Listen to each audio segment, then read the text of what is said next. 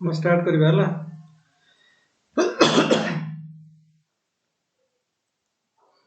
ଦେଖ ପ୍ରିଲିମ୍ ପାଇଁ ତ ଏବେ ଯାହା ହେଲେ ବି ଆମ ପାଖରେ 5 ମାସ ସମୟ ଅଛି ଏବେ ହେଲା। କାରଣ ମନେକର ଏଇଟା ଡିସେମ୍ବର ଚାଲିଛି ନା, ଡିସେମ୍ବର, ଜାନୁଆରୀ, ଫେବୃଆରୀ, ମାର୍ଚ୍ଚ, ଅପ୍ରିଲ, ମେରେ ମେ ବି ହେଇପାରେ ହେଲା।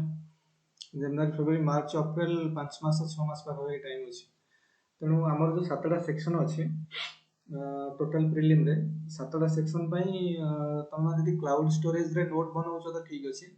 ନହେଲେ ନାହିଁ ଯଦି ଯେଉଁମାନେ ମନେକର ଯେଉଁମାନେ କ୍ଲାଉଡ୍ ଷ୍ଟୋରେଜରେ ବନାଉଛ ତ 7ଟା ଫୋଲ୍ଡର କରିଦିଅ ପୁରା ହେଲା। ମାନେ ସବୁଥିପାଇଁ ଗୋଟେ, ପଲିଟି ପାଇଁ ଗୋଟେ ଫୋଲ୍ଡର, ସବୁ ମିଶାମିଶି ମିକ୍ସ କଲେ ଲାଷ୍ଟ ଟାଇମ୍ ରିଭିଜନରେ ବହୁତ ପ୍ରୋବ୍ଲେମ୍ ହେବ। ଏବେ ତ କିଛି ଜଣାପଡ଼ିବନି, ବଟ୍ ଲାଷ୍ଟ ଟାଇମ୍ ଯେତେବେଳେ ପରୀକ୍ଷା ଟାଇମ୍ ଆସିବ ସେତେବେଳେ ବହୁତ ପ୍ରୋବ୍ଲେମ୍ ହେବ। ତେଣୁ ଗୋଟେ ପଲିଟି ପାଇଁ ଗୋଟେ ଫୋଲ୍ଡର ବନେଇ ଦିଅ, ଆଉ ସବୁଥିପାଇଁ ଯାହା ବି ଗୋଟେ ପଲିଟି ପାଇଁ ଗୋଟେ, ହିଷ୍ଟ୍ରି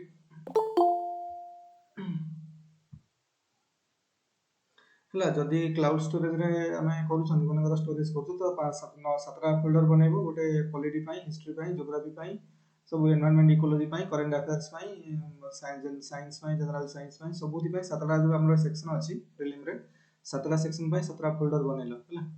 ତ କ'ଣ ହେବ ନା, ତମେ କିମ୍ବା ଯେଉଁମାନେ ମନେକର ଏତେ ଭଲ ଲାଗୁନି ପଢ଼ିବା ପାଇଁ, ମାନେ ଲ୍ୟାପଟପ୍ରେ କିମ୍ବା ସ୍କ୍ରିନ୍ରେ ପଢ଼ିବା ପାଇଁ ଭଲ ଲାଗୁନି, ତ 7ଟା କପି କରିଦିଅ, 7ଟା ନୋଟବୁକ୍ ହେଲା, 7ଟା ରେଜିଷ୍ଟର ବନେଇ ଦିଅ।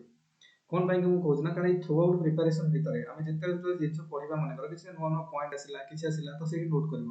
ମନେକର ହିଷ୍ଟ୍ରିର କିଛି ନୂଆ ପଏଣ୍ଟ ଗୋଟେ ମିଳିଲା, ତ ସେଇଠି ନୋଟ୍ କରିଦେଲ।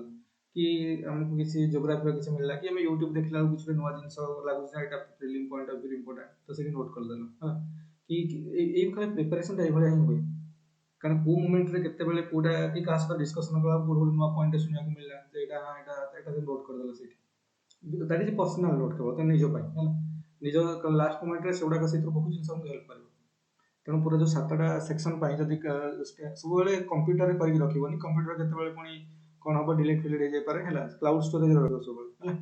ଯଦି କରୁଛ 7ଟା ପଏଣ୍ଟରେ, ଇଭର ନୋଟ୍ରେ ଯଦି କଲ ଭଲ, ଇଭର ନୋଟ୍ କଲ ପେମେଣ୍ଟ କରିଦେଲାଣି, ନହେଲେ ନାହିଁ ଗୁଗଲ କିପ୍ ବି ଭଲ କାମ କରୁଛି, କିଛି ପ୍ରୋବ୍ଲେମ୍ ନାହିଁ। ଗୁଗଲ କିପ୍ରେ ବି ରଖିପାରିବ ହେଲା, ଯେକୌଣସି କ୍ଲାଉଡ୍ ଷ୍ଟୋରେଜରେ ରଖିଲେ ବେଟର। ତେଣୁ କି ଗୁଗଲ ଡ୍ରାଇଭ୍ରେ ବି ରଖିଲେ ହେବ, ଏମିତି କିଛି ନାହିଁ ହେଲା। ତ କଲା ମାନେ ଆମେ ଯେତେବେଳେ ମନେକର ତମେ ନ୍ୟୁଜ୍ ପେପର ପଢୁଛ, ତୁମକୁ ଲାଗିଲା କୋଉଠି ଜିନିଷଟେ ତମେ ପଲିଟି ରିଲେଟେଡ୍ କି ସାଇନ୍ସ ଆଣ୍ଡ ଟେକ୍ ରିଲେଟେଡ୍ ଗୋଟେ କଣ୍ଟେଣ୍ଟ ତମକୁ ମିଳିଲା ସେତେବେଳକୁ, ତ ସାଙ୍ଗେ ସାଙ୍ଗେ ନୋଟ୍ କରିକି ସେଇଠି ରଖିଦେଲ। ଦେଖ, ଲେଜି ହେବା କଥା ନୁହେଁ। ଏଇ ଜିନିଷରେ ପିଲା ବହୁତ ଲେଜି ହୁଅନ୍ତି। ହଁ ଦେଖିବା ଏଇଟା କ'ଣ ପଢିବ, ଦେଖିବା ପରେ କିଛି ନାହିଁ, ଯାହା କରିବ ସାଙ୍ଗେ ସାଙ୍ଗେ ରିଅଲ ଟାଇମ୍ରେ, ପରେ କିଛି ଆସିବନି ଆଉ ହେଲା। ଏଇଟା କରିକି ଏଭଳିଆ ରଖ, ଯେତେବେଳେ ଯେମିତି କରେଣ୍ଟ ଆଫେୟାର୍ସ କୋଉ ମନ୍ଥରେ କ'ଣ ଗୋଟେ ମିଳୁଛି, ସେ କରେଣ୍ଟ ଆଫେୟାର୍ସ ଅଲଗା ଫୋଲ୍ଡର ବନେଇବ। ଆଉ ଗୋଟେ କଥା ମନେ ରଖ, ତାକୁ ପୁରା ଏମିତି ନୁହଁ ଯେ ଯାହା ପାଇଲ ତାପରେ ନେଇ ଫୋଲ୍ଡରରେ ରଖିଲ। ଯାହା ପାଇଲ ମାନେ ଯେଉଁମାନେ ଷ୍ଟୋରେଜରେ, କ୍ଲାଉଡ୍ ଷ୍ଟୋରେଜରେ ରଖୁଛ, କ'ଣ ଗୋଟେ ପଡ଼ିଲ ତାକୁ କପି କରିକି ନେଇକି ରଖିଲ। କପି ନାହିଁ, ପୁରା ଲେଖିକି ସେଇଠି ରଖିବ, ଇମ୍ପୋର୍ଟାଣ୍ଟ ପଏଣ୍ଟ କି ଗୋଟେ ଇମ୍ପୋର୍ଟାଣ୍ଟ ଲାଇନ୍, ପୁରା ବ୍ରିଫଲି ଜିନିଷ ସେଠି ଷ୍ଟୋର କରିବ। କାରଣ ଲାଷ୍ଟ ମୋମେଣ୍ଟରେ ଆମକୁ ରିଭିଜନ ଯେମିତି କରିହେବ। ଆଉ ଏଇ ପଢ଼ାପଢ଼ି ଚାଲିଛି, ବହୁତ ପିଲା ସେମିତି କରନ୍ତି, ପଢ଼ୁଥିବେ, ଇଚ୍ଛା ହେଲା ଏଇ ପେଜ୍ଟା ବହୁତ ଇମ୍ପୋର୍ଟାଣ୍ଟ, ତାକୁ ବୁକ୍ ମାର୍କ କରିକି ନହେଲେ ପେଜ୍ଟାକୁ କପି କରିକି ନେଇକି ରଖିବେ। ସେଟା ଏତେ କ'ଣ ପଢ଼ି ହେବ କି? ଯୋଉଟାକ ମାନେ ଯେତିକି ଜିନିଷ ମୁଁ ରିଭାଇଜ କରିବି, ବ୍ରିଫଲି ଯେଉଁ ଜିନିଷଟା ପୁରା ଦରକାର, ସେଇ ଜିନିଷଟାକୁ ଆମେ ନୋଟ୍ କରିବା। ଆଉ ସବୁ ଆଡୁ ସାଡୁ ଗୋଟେ ମାନେ ପୁରା ଫୋଲ୍ଡର ପୁରା ଭର୍ତ୍ତି ହେଇଥିବ ଇଏରେ, ପୁରା ଏତେ ଗୁଡ଼ା କରି ଏଗୁଡ଼ା କିଛି ଲାଷ୍ଟ ମୋମେଣ୍ଟ ରିଭାଇଜ କରିହେଉନଥିବ, କ'ଣ ଲାଭ ଅଛି ଏଗୁଡ଼ା ରଖିକି? ଆମେ ସେତିକି କରିବା ଯେତିକି ଆମେ ରିଭିଜନ କରିପାରିବା। ଆଉ ରିଭିଜନ ଯୋଉଟା ଆମକୁ ଇଜି ହେବ, ଆମେ ଏଇଟା ଏଇଥିପାଇଁ ନୋଟ୍ସ ବନାଉଛନ୍ତି, କିନ୍ତୁ ଲାଷ୍ଟ ମୋମେଣ୍ଟ ରିଭିଜନରେ ଇଜି ହେବା ପାଇଁ। ଯେତେବେଳେ ଯାହାକୁ ଯୋଉଠି ଯେତେବେଳେ ଯାହା ମିଳିଲା ହେଲା, ଥ୍ରୁ ଆଉଟ୍ 5-6 ମାସ ପ୍ରିପାରେସନ ପ୍ରିଲିମ୍ ପାଇଁ ଚାଲିବ, ତ ଯେତେବେଳେ ଯାହା ଦରକାର, ପୁରା ସେଠି ନେଇକି ପୁଟ୍ କରିବ। କିଛି ଦରକାର ହେଲା ନେଇକି ପୁଟ୍ କଲ, କିଛି ଦରକାର ହେଲା ନେଇକି ପୁଟ୍ କଲ ହେଲା। ସେ ଜିନିଷଟା ନେଇକି କର, କି କୌଣସି କ୍ଲାସରେ ଡିସ୍କସନ ଗୋଟେ ଇମ୍ପୋର୍ଟାଣ୍ଟ ପଏଣ୍ଟ ମନେକର କଲେ, ସେ ନେଇକି ରଖିଦିଅ। ସେଇଭଳିଆ ହୁଏ। ତ ଆମକୁ ପୁରା 7ଟାଙ୍କ ସେକ୍ସନ ସେଇଭଳିଆ ପ୍ରିପେୟାର କରିବା ପାଇଁ ପଡ଼ିବ। ଆଉ ଏଇଟା ଦେଖ, ପ୍ରିଲିମ୍ରେ ଲାଷ୍ଟ ପ୍ରିଲିମ୍ ଏକ୍ଜାମ ଦେବାକୁ ଯିବ, ବହୁତ ହେଲ୍ପଫୁଲ୍ ହେବ। କାରଣ ଆମେ କ'ଣ କି, ବହୁତ ଟାଇମ୍ରେ ଆମେ ଯେଉଁ ପ୍ରିପାରେସନରେ ରହୁଛନ୍ତି, 5-6 ମାସର ପ୍ରିପାରେସନରେ ରହୁଛନ୍ତି, ଆମେ ଗୁଡ଼ାଏ ଜିନିଷ ଆମେ ଜାଣୁଛନ୍ତି, କିନ୍ତୁ ଠିକ୍ ଟାଇମ୍ରେ ଭୁଲି ଯାଉଛନ୍ତି, ମନେ ପଡ଼ୁନି। କେତେବେଳେ ଗୁଡ଼ାଏ ପଢ଼ିଥିବା ମନେ ପଡ଼ିବନି ନା। ତେଣୁ ଆମକୁ ଜିନିଷ ସେଠି ରଖିଥିଲେ ଲାଷ୍ଟ ମୋମେଣ୍ଟରେ କିଛି ରିଭିଜନରେ ହେଲ୍ପ କରିବ। ତ ସେଇଟା ଗୋଟେ ବେଷ୍ଟ ୱେ ଅଫ୍ ପ୍ରିପାରେସନ୍। ତେଣୁ ସେଇଭଳିଆ 7ଟା ଫୋଲ୍ଡର କରିବ ହେଲା, ସବୁ ସେକ୍ସନ ପାଇଁ ଗୋଟେ ଗୋଟେ ଫୋଲ୍ଡର।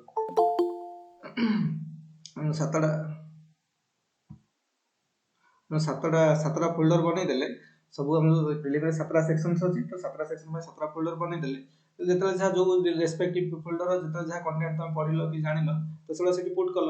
ଆଉ ସେଟା ପୁଟ୍ କଲେ ବି ବହୁତ ହେଲ୍ପଫୁଲ୍ ହେବ ହେଲା। ରିଭିଜନ ବେଳେ ଲାଷ୍ଟ ମୋମେଣ୍ଟରେ ପ୍ରିଲିମ୍ ଟାଇମ୍ରେ ରିଭିଜନ ହେବ, ବହୁତ ହେଲ୍ପଫୁଲ୍ ହେବ। ଏଟା ବଢ଼ିଆ ସିଷ୍ଟମ୍, ସେଟା ନିହାତି କରିବ ହେଲା। ଆଉ ତାକୁ ମାନେ ଆଡୁ ସାଡୁ କିଛି ରଖିବନି ସେଥିରେ। ମାନେ କିଛି ଗୋଟେ ପଢୁଛ ଗୋଟେ ମନେକର ନ୍ୟୁଜ ପେପର ପେଜ କୁ ନେଇକି ବୁକ୍ ମାର୍କ କରିକି ରଖୁଛ କି କଣ ଗୋଟେ ଇଏ ଦେଇକି ରଖୁଛ, ସେମିତି ନୁହେଁ। ଗୋଟେ ଇମ୍ପୋର୍ଟାଣ୍ଟ ପଏଣ୍ଟ ସେତିକି କପି କରିକି ନା ସେତିକି ଲେଖିକି ହେଲା ତା ଭିତରେ ନେଇକି ରଖ। ଆଉ ଯିଏ ରେଜିଷ୍ଟର ଏମିତି ମନେକର ଯାହାକୁ ଏମିତି ଅନଲାଇନ ପଢିବାର ଅଭ୍ୟାସ ନାହିଁ ତ ରେଜିଷ୍ଟରରେ ବି କରିହବ ହେଲା, ରେଜିଷ୍ଟରକୁ ବନେଇକି ବି ବନେଇହବ, ଯେମିତି ଯାହାକୁ ଇଚ୍ଛା ସେମିତି ରଖ ହେଲା। ତ ଏଇଟା ମୁଁ କହିବାର ଥିଲା, ପଏଣ୍ଟ ଏଟା ସେ ନିହାତି ଫଲୋ କରିବ ସମସ୍ତେ, ଏଟା ଗୋଟେ ବେଟର ଇଏ ରିଭିଜନ ପାଇଁ ବହୁତ ବଢିଆ କାମ ଦବ ଏଇଟା ହେଲା। ତାପରେ ଆଜି ଆମେ ଡିସ୍କସନ କରିବା, ଦେଖ ଆଜିଠୁ ଆମ ମାନେ ପ୍ରିଲିମିନାରୀ ଜାଣିକି କ୍ଲାସ ଷ୍ଟାର୍ଟ ହେଲା ବିଧିବଦ୍ଧ ଭାବରେ ହେଲା। ଦେଖ ଆମେ ଷ୍ଟାର୍ଟ କରିବା, ମୁଁ ଯେମିତି କହିଥିଲି ଯେ ଅଲୱେଜ ମାନେ the class prelims should be started from the constitution itself, because constitution is the key of everything. Constitution ସବୁ ଜିନିଷ ଫ୍ଲୋ ହେଇଛି। ଆମକୁ ଆମେ ପଲିଟି ମନେକର ଆମେ ଆଇଆର ପଢିବା, we need constitutional provision there. ଆମେ କିଛିଟା ଜିଓଗ୍ରାଫିର କିଛି ଜିନିଷ ପଢିବା, वी नीड कन्स्टिट्यूशनल प्रोविजन। ଆମେ एनवायरमेंट इकोलॉजी पढ़िबा, वी नीड कन्स्टिट्यूशनल प्रोविजन। कि ଆମେ କୌଣସି ଆମେ ମନେକର କିଛି ମର୍ଣ୍ଣିଂ ଡେ ରେ କିଛି ଜିନିଷ ପଢିବା, କି सोशियोलॉजी ର କିଛି कंटेंट पढ़िबा, कि साइंस एंड टेक ର କିଛି ଜିନିଷ ପଢିବା, କି ବିଭିନ୍ନ ଟାଇପ ର ଆମେ जो करेंट अफेयर गुडा जिनिस, कि इकोनॉमिक्स ର गुडा जिनिस ଆମେ पढ़िबा। All those things need some constitutional provision for clarity. क्यों कारण आमे जो रिपब्लिक रे भारत वर्षर आमे भारत वर्षर रहउछन्ती, तो भारत वर्षर ऑफिशियल नाम कोन? रिपब्लिक ऑफ इंडिया, भारत जनराज्य। आम देशर जदि ऑफिशियल नाम जदि अमेरिका रो यूएस रो official United States of the United States of America. UK रे कोन? The United Kingdom of the United Kingdom of Great Britain and Northern Ireland. सबले यूके रे पिला माने भूल करନ୍ତି, जेतो देखिबो G20 G समिति हुए जो प्राइम मिनिस्टर जाती सेठी कौन कहती, तो prime minister of the United Kingdom of कौन Great Britain and Northern Ireland. बुझिल तो पूरा से भाई आम ऑफिशियल रे होची कौन इंडियन रिपब्लिक है। Sorry the republic of India, आम official the republic of India, Bharat जनराज्य जोड़ा ओडिया रे जदी कहबा भारत जनराज्य। तेणु ये टाइप आमर अच्छी, तेणु ये आमर जहाँ भी भारत आम पूरा आम जेहतु भारत गोटे सेक्युलर स्टेट, आम कौन रिलीजन ये सब जिन प्रति सब आम इक्वाल डिस्टेंस सब मैंने मुस्लिम प्रति जी, क्रिश्चियन हिंदू पारसी जी भी जो रिलीजन अच्छे समस्त equal respect, equal distance from everyone, equal status समस्त दिया। भारत संविधान पक्षर भारत गवर्नमेंट पक्षर भारत सरकार क्या प्रति कौन एप्लिकेशन नहीं है, समस्ते इक्वाल। तेणु से आमर जो बेसिक लॉ बुक होती भारत संविधान। यदि आमर भारत वर्ष को आमर ये जिते भी आमर विभिन्न राज्य अच्छा जिते लोक अच्छा समस्त पर्टिकुलर गोटे बुक आम समस्त गोटे यूनानिमिटी अच्छी, तो समस्ते गोटे जिन को मानुचंदी से भारत संविधान। एथिरे जहाँ लेजिस्लेशन बनवा आम भारत वर्ष भारत राज्य भारत देश जहाँ लेजिस्लेशन बनवा, इवन कौन स्टेट गवर्नमेंट भी कौन लेजिस्लेशन बनइबे कि किछटा भी जिन हम जहाँ भी एक्टिविटीज हम सब everything should be in coherence with the constitutional provision. यदि कन्स्टिट्यूशनल प्रोविजन किसी बाहर जाए कौन काम ठीक पार। तेणु आमर जो भारत पूरा लॉ बुकटा देखिए, आम पूरा जो बेसिक स्ट्रक्चर भारत वर्षर गोटे बेसिक फ्रेमवर्क होची से भारत संविधान। भारत संविधान में जहाँ गाइडलाइंस अच्छी, जहाँ आर्टिकल्स अच्छी, जहाँ जहाँ सब कहुई विभिन्न पर्सपेक्टिव रे विभिन्न जिन को लेकिन विभिन्न सिचुएशंस रे आम केमी आम देश गवर्नान्स केमी हम, देश लोक मैंने केमी चलिए कौन सब जिन गोटे फ्रेमवर्क बनी जाइए कौटी भारत संविधान में। तो से फ्रेमवर्क को लेकिन आम जो भारत संविधान में किसी लेजिस्लेशन बन किसी रूल्स रेगुलेशंस बन कानून तैयारी हम सब गुड़ाक से फ्रेमवर्क को कोहेरेंस थी, माने फ्रेमवर्क ही आसी किंतु ताको आउ टिके लॉ रे कोन करा जाइछ ना जिंस को आउ टिके माने टिके जूम करके जिंस को क्लैरिटी रे कोहाइछ। माने करा हमें चाइल्ड लेबर प्रति चाइल्ड लेबर जो चली छी तार ताको रोकिबा पई हम किसी लॉ बनेबा, तो सेटा भी भारत संविधान रे कोहाइछ। बुझिछ नै भारत संविधान से जिंस भी कोहाइछ, किंतु से जिंस को हमें कोन एठी सेटा पर बेसिक फ्रेमवर्क रे कोहाइ गल। माने करा केते हमर आर्टिकल नंबर केते 29 बो देखिबो, तो हमर जो कोन फंडामेंटल राइट रे तो ए विषय कहै छै मनकर माइनॉरिटी बन ऊपर बसिबो, माइनॉरिटी पर नै आर्टिकल नंबर 28 में माइनॉरिटी बन ऊपर कहै छै कि हम माइनॉरिटी रिलेटेड किछटा रेगुलेशंस बनेबा किछटा जिंस बनेबा, तो सेटा हला बेसिक जिंस जो संविधान कहै छै ताको आनी कि हम ये रे कोन लोकसभा रे बा पार्लियामेंट रे डिस्कशन होला, तो ता विषय कोन कोन करा जिवो से सब पर्टिकुलर सब जिंस सब डिटेलिंग करके लॉ तयारी करा गला आ जोटा समस्त माने पय बाध्य। बुझिस ना नै? तेणु सेटा ए भला हमर भारत संविधान रे जिंस को संविधान इज द सुप्रीम। तेणु संविधान जदि पचार किए सुप्रीम, एक्चुअली लोक मान सुप्रीम, कारण लोक मान मिसिक संविधान बनै छन। कारण आमर देखिए जो भारत संविधान जो माने कौन अच्छी प्रस्तावना जो आर्टिकल कहूँ आर्टिकल जो लिखा है सॉरी प्रियम्बल लिखा है we the people of India तेना आमे आमे आम निजको ये संविधान आम देलु तमाने ये समस्त मैंने यहाँ लिखिछन बुझे ना तेणु भारतर जिते लोक अच्छा समस्ते ही संविधान को तैयारी कर भारतर लोक मनकर से समय जिते लोक थे समस्त मिसिक तो लिखिपारे तरफ जो मैंने प्रतिनिधि मैंने से समय वातावरण को देखिए सिचुएसन को देखिए जमी हो पार प्रतिनिधि जमी सिलेक्ट कर जो मध्यम सिलेक्ट कर से सब किसी नॉमिनेट करके कारण ये सब गुड़ा प्रिंसली स्टेट भी था राजा मान अंडर भी किसी एरिया था तो किसी ब्रिटिश इंडिया किसी प्रोविन्स तेणु समस्त किसी इलेक्टेड होती किसी रिकमेंडेड होती एमती से समय जहाँ हो पार जहाँ पसिबल हो पार लोक मान रिप्रेजेंटेशन कर जो नियम माने जमी करहब किसी किसी लोक जाकि बसिकी गोटे संविधान बनने आम देश जो परफेक्ट हम से समय देखिकी दूरदृष्टि को देखिए आगू सिचुएसन बदल जो कौन कर विभिन्न प्रोसीजर आमेंडमेंट प्रोसीजर है सब जिन रखाई जब भविष्य को आगू जाकि किसी जिन दरकार है तो चेंज चांज भी करेंगे से प्रकार प्रोविजन भी रखी तेणु यू सब भारत संविधान गोटे बनला है तेणु भारत संविधान को आम जिते आम समस्त जेहतु गोटे सिविल सर्वेंट चाहूँ तो भारत संविधान गोटे मौलिक नॉलेज समस्त पाखे गोटे फंडामेंटाल नॉलेज समस्त पाखे रही दरकार जे कौन आर्टिकल अच्छी कौन कहुई आम तो लयर नुह ना आमको सब जिन डिटो बिट बाय बिट मन रखार अच्छी आमको बिट बाय बिट कौन जिन मन रखा ना कितु ग्राजुएट आम ओभरअल जिन आइडिया समस्त पाखे थी दरकार कौन कहुई कौ आर्टिकल कौ विषय एमती आर्टिकल 21 जेहतु जानते कौन लिबर्टी ऑफ लाइफ मन कहुई तो तो सेठी नुह जे आम से पूरा डिटो लाइन बाय लाइन जहाँ लिखाई प्रति वर्ड इंटरप्रिटेशन कौन कारण से गुड़ाक these are the legal engineering बुझे ना तो से भर को आम जबार ना से गुड़ाक जो लयर्स हे कि विषय डेप्थ स्टडी कर तो से जिन आमको ओभरअल जिन पता थी दरकार कारण गोटे अफिसर सभा ना we need to know the what it is all about तेणु से जिनसा आम पाखे रहा दरकार देन ओनली वी कैन आम कारण गोटे एडमिनिस्ट्रेशन एडमिनिस्ट्रेटिव अफिसर हाँ कहले ये जिन गोटे मौलिक नॉलेज समस्त पाखे रहा दरकार जी अफिसर होती समस्त पाखे रहा दरकार है कारण तापर तुम जिन तो बुझी तो पुणी विषय कौन कर कि एत डिटेलिंग आम दरकार नहीं है तेणु से आम जो प्रिपेयर कर भारत संविधान प्रिपेयर करवा आम सब आर्टिकल गोटे ओभरअल नॉलेज थी दरकार सब ना भी जो मेन मेन आर्टिकल्स गुड़ाक सब अच्छी विषय में जानी दरकार जो कौटा मनकर इमरजेंसी प्रोविजन है आमको जाना दरकार कौ आर्टिकल विषय संविधान विषय कहुई कि जो राइट टू लाइफ है कि पर्सनाल लिबर्टी है यही सब जिन कौ विषय आर्टिकल कहुई कि आमर जो मानकर प्रेसिडेंट्स रूल लगुच जो राष्ट्रपति शासन लगुच स्टेट मानक तो से कौ आर्टिकल विषय कहुई कि माइनॉरिटी मान जो सब प्रकार माइनॉरिटी है एससी एसटी है ओबीसी है एम प्रति जो प्रकार सब भारत सरकार विभिन्न प्रकार दि जाऊँगी तो से कौ आर्टिकल सब जिन कहुई तो पूरा आमको जहाँ भी भारत वर्ष हो चारि पाखे जहाँ भी हो जो जिन सब देख मन आम एग्जामिनेशन दौरान ये सब रिजर्वेशन पॉलिसी अच्छी वुमेन रिजर्वेशन है schedule caste schedule tribe sports persons मानी डिजेबल पर्सन्स मानी विभिन्न कहीं सब विभिन्न रखाई कारण यहाँ जेहतु गोटे पब्लिक सर्विसेज भारत सरकार भारत सरकार ओडिशा सरकार जो स्टेट राज्य सरकार सरकार ना तो सरकार तरफ होती तो समस्त दि एगुड़ाक सब कहीं हो because of the provisions of Bharat संविधान कारण भारत संविधान ये जिन सब अच्छी तेणु ताकू मैंने कार्यकारी करने आमको कौन दरकार भारत संविधान को लागू करने दरकार से आमको ल दरकार ल बनाई से लटा जो गोटे सिस्टम बनला सिस्टम मान किए सरकार बनला माने आम द्वारा माने आम द्वारा बछाई प्रतिनिधि मैंने मिसिक बनले ताने इनडायरेक्टली आम बनइले आम समस्ते बनइले कम्युनिटी आज होल आम समस्ते बनइले तेणु से बनाला माने we should obey those rules and regulations आ ताकू जे डेविएट कला ताकू पनिशमेंट मिले बुझे ना तेणु यही टाइप जिन पूरा बना से आमको जिते 7 सेक्शन आम प्रिलिमिनारी अच्छी आम कर्मनगर करेन्ट अफेयर आम इकोनोमी जिन किसी रिलेटेड जिन कंटेंट पढ़ुन न्यूज पेपर हो कि टीवी देखुं कि यूट्यूब देखुं कि कौन से वेबसाइट पढ़ला बेलू देखुं तो से मानकर फंडामेंटाल अंडरस्टांडिंग थी दरकार मैं फाइनेंस कमिशन पढ़ले फाइनेंस कमिशन भारत संविधान कह 280 आर्टिकल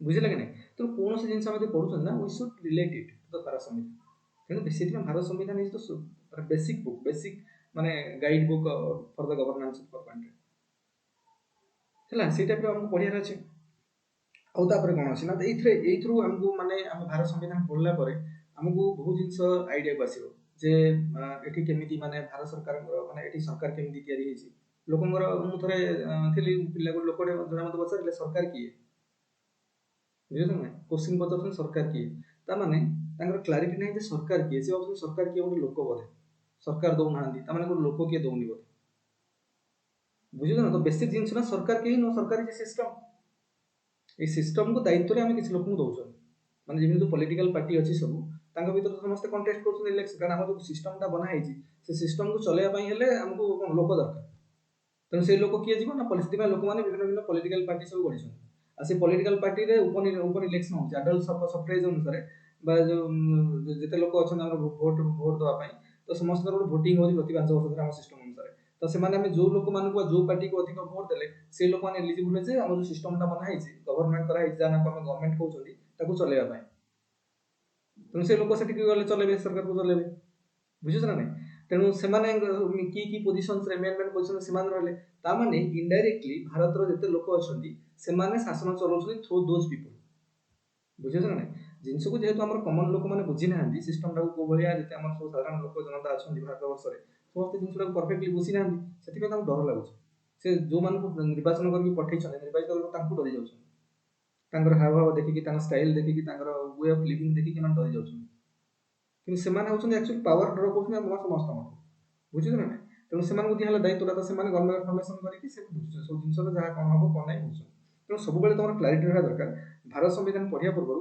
सब तीन जिन क्लारिटी समस्त मन रहा दरकार गोटे है एग्जीक्यूटिव आ गोटे है लेजिस्लेटिव आ गोटे है जुडिशियरी यही तीन टार क्लारिटी समस्त रहा दरकार कारण कौन डेमोक्रेसी ये तीन स्तंभ बेसिक पिलर आ पूरा डेमोक्रेसी तैयारी जदि आंक भर कोटा गोटे घुसुड़ी गला डेमोक्रेसी खसी पड़ो डेमोक्रेसी का गोटे फ्लोर भाव गोटे रूट भाव तो ये तीन टाक पिलर पर छिड़ा डेमोक्रेसी डेमोक्रेसी मान लोक मान शासन ना तो लोक मान शासन ये सब तीन टाइम छिड़ा तेणु सब क्लारिटी रहा दरकार लेजिस्लेटिव क्या कहूँ लेजिस्लेटिव माने कौन जोड़ा कौन कहूँ आमर कौन करें कार्यपालिका न्यायपालिका और विधानपालिका लेजिस्लेटिव विधानपालिका लेजिस्लेटिव विधानपालिका कार्यपालिका है एक्जिक्यूटिव न्यायपालिका है जुडिशियरी तो जुडिशियरी और एक्जिक्यूटिव और लेजिस्लेटिव ये तीन टार पूरा क्लारिटी आम भर रहा दरकार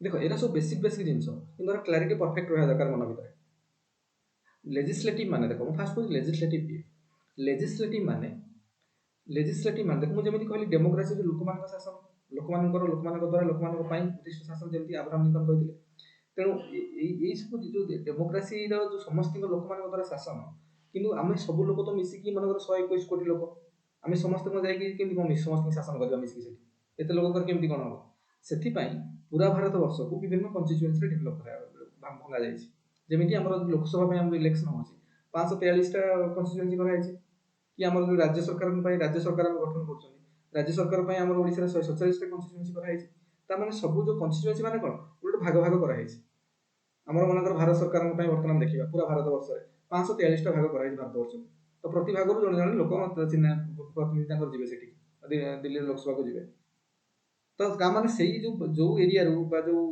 भागटा को कन्स्टिट्यूएंसी कहते से कन्स्टिट्यूएंसी जन इलेक्ट गले 543 लोक जी तो बोधे कौटी जी लोक भारत दिल्ली की गले तो से जो 543 लोक बर्तमान बसिले जाकि कौटी लोकसभा बसिले दे कन्स्टिट्यूट लेजिस्लेटिव ता सहित आमर जेहेतु गोटे फेडराल सिस्टम आम जेहेतु कंप्लीट फेडराल नुह भारत वर्ष कहते संघीय देश संघीय राष्ट्र गोटे संघ गोटे राष्ट्र मानकर गोटे संघ बोली कहते जुक्तराष्ट्र अमेरिका को कौन कहूँ राष्ट्र मान संघ कि संघर जो नेचर आम काफी डिफरेन्स अच्छी आमर यहाँ गोटे संघीय व्यवस्था किंतु ये आम बहुत जिन डेविएसन अच्छे बहुत मानने कौन गुड़ाए रेस्ट्रिक्शन अच्छी कम्प्लीटली संघ नुह संघ मान फेडरेशन इंग्लीश में कहा कथा फेडरेशन तेणु प्रति फेडरेशन गोटे ट्रू फेडरेशन नुहे तेणु ये राज्य मान भी इंपोर्टान्स रही तेणु राज्य मान तरफ गोटे जो सभा कराई कहला राज्यसभा ताने से सभा को प्रति राज्य प्रतिनिधि मैंने जी राज्य तरफ आज होल कौन कन्स्टिट्यूएंसी ना प्रति राज्य को किसी कोटा दिखाई पपुलेसन अनुसार तुमको ये जन मेम्बर तुम राज्यसभा को पठे पार ओडिशा 10 जन मेम्बर जाऊँ राज्यसभा को से प्रति स्टेट आम जिते स्टेट अच्छे प्रति स्टेट किसी किसी लोक पपुलेसन को दृष्टि आगे आखि आगे रखिक गोटे किसी किसी लोक कराई समस्त जी कौटी राज्यसभा को जी बसवे जाए तो से राज्य को माने जहाँ भी डिस्कसन हम से सभार मुख्य कारण है एक्जिस्टेंस जो बेसिक प्रिंसिपल है they will focus the interest of the state मानकर जिन सब से फोकस करेंगे से गोटे राज्यसभा कराला आ लोक मान भारत वर्ष में एत लोक अच्छा तेणु सब एरिया लोक मान किसी लोक कारण आम जो कन्स्टिट्यूएंसी गुड़ा हो भाग भाग विभिन्न भाग 543 टा भाग कराई भारत वर्ष को से कौन अच्छी ନା ସେଥିରେ ସବୁ ଲୋକ ସଂଖ୍ୟାକୁ ନେଇ କରାହେଇଛି। ତେଣୁ ଲୋକମାନଙ୍କର ଆବାଜ କହିବା ପାଇଁ ହେଲେ ଲୋକମାନଙ୍କର ଯିଏ ପ୍ରତିନିଧି ସେ ଯାଇକି ତାଙ୍କ କଥା କହିବେ। ମନେକର ଆମର ଭୁବନେଶ୍ୱର ଲୋକସଭା କନଷ୍ଟିଚ୍ୟୁଏନ୍ସି, ଏଠୁ ଆମର ଅପରାଜିତା ମ୍ୟାମ୍ ଗଲେ, ଆମେ ତାଙ୍କୁ ଦେଲେ ସମସ୍ତେ, ଆମର କାଫି ଲୋକ ତାଙ୍କୁ ପସନ୍ଦ କଲେ, ତ ସିଏ ଗଲେ, ସିଲେକ୍ଟ ହେଇଗଲେ। ସେଇଭଳିଆ ଜଣେ ବିଭିନ୍ନ କଟକ ଲୋକସଭା କନଷ୍ଟିଚ୍ୟୁଏନ୍ସିରୁ ଜଣେ, ପୁରୀ ଲୋକସଭା କନଷ୍ଟିଚ୍ୟୁଏନ୍ସିରୁ ଜଣେ, କି ସମ୍ବଲପୁର ଲୋକସଭା କନଷ୍ଟିଚ୍ୟୁଏନ୍ସିରୁ ଜଣେ, ଏମିତି ସମସ୍ତଙ୍କର ସବୁରୁ ଜଣେ ଜଣେ ଆମର ଏଥିପାଇଁ କେତେଟା ଲୋକସଭା ପାଇଁ ଆମ ରାଜ୍ୟକୁ 21ଟା ଦିଆଯାଇଛି, 21ଟା ଭାଗ କରାଯାଇଛି ଲୋକସଭା ପାଇଁ। 21 ଜଣ ଏଠୁ ଇଲେକ୍ଟ ହେଇକି ଯିବେ। ତାମାନେ ଏଇ ଯୋଉ 21 ଜଣ ଯିବେ, ସେ 21ଟା ଭାଗ ଯୋଉ କରାଯାଇଛି ଓଡ଼ିଶାକୁ ଲୋକସଭା ପର୍ସପେକ୍ଟିଭରୁ, ତ ସେ 21 ଜଣ ଲୋକଙ୍କର କଥା ଯାଇକି ସେ ତାଙ୍କର ରଖିବେ, ତାଙ୍କ ଏରିଆରେ କ'ଣ ପ୍ରୋବ୍ଲେମ୍ ହେଉଛି କ'ଣ ନାହିଁ। ତେଣୁ ସିଏ ଯାହା କହିଲେ ଏଇ ଭାଗର କନଷ୍ଟିଚ୍ୟୁଏନ୍ସିର ଲୋକ ସେୟା କହିଲେ ବୋଲି ବୁଝାଯିବ।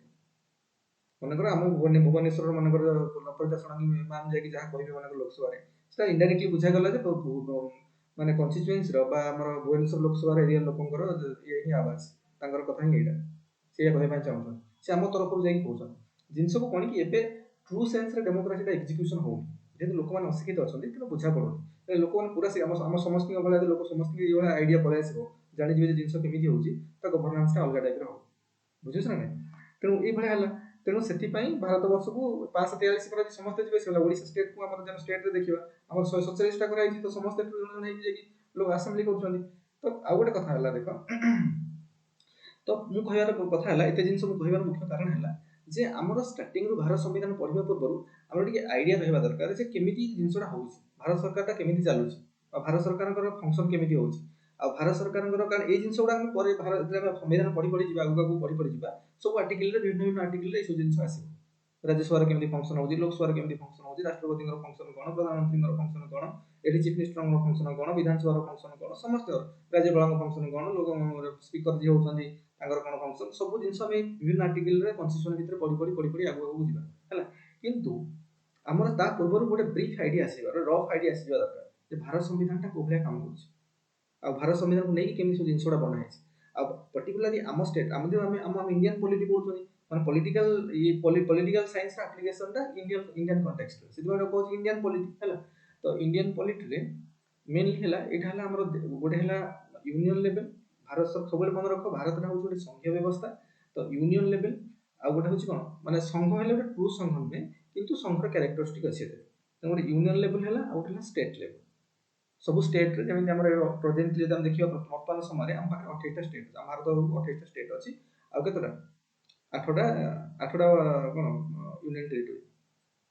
ତ ଏଇ ଟାଇପ୍ର ଆମର ୟୁନିୟନ ଟେରିଟୋରୀ ରଖାଯାଇଛି। ତ ୟୁନିୟନ ଟେରିଟୋରୀ ହବାର, ୟୁନିୟନ ଟେରିଟୋରୀ ମନେକର ଆମେ କହିବା ୟୁନିୟନ ଟେରିଟୋରୀର କାହିଁ କଳ୍ପନା କରାହେଲା, କାରଣ ସବୁ ତ ରାଜ୍ୟ କରାହେଇଥିଲା, ୟୁନିୟନ ଟେରିଟୋରୀ ରଖିବାର କ'ଣ?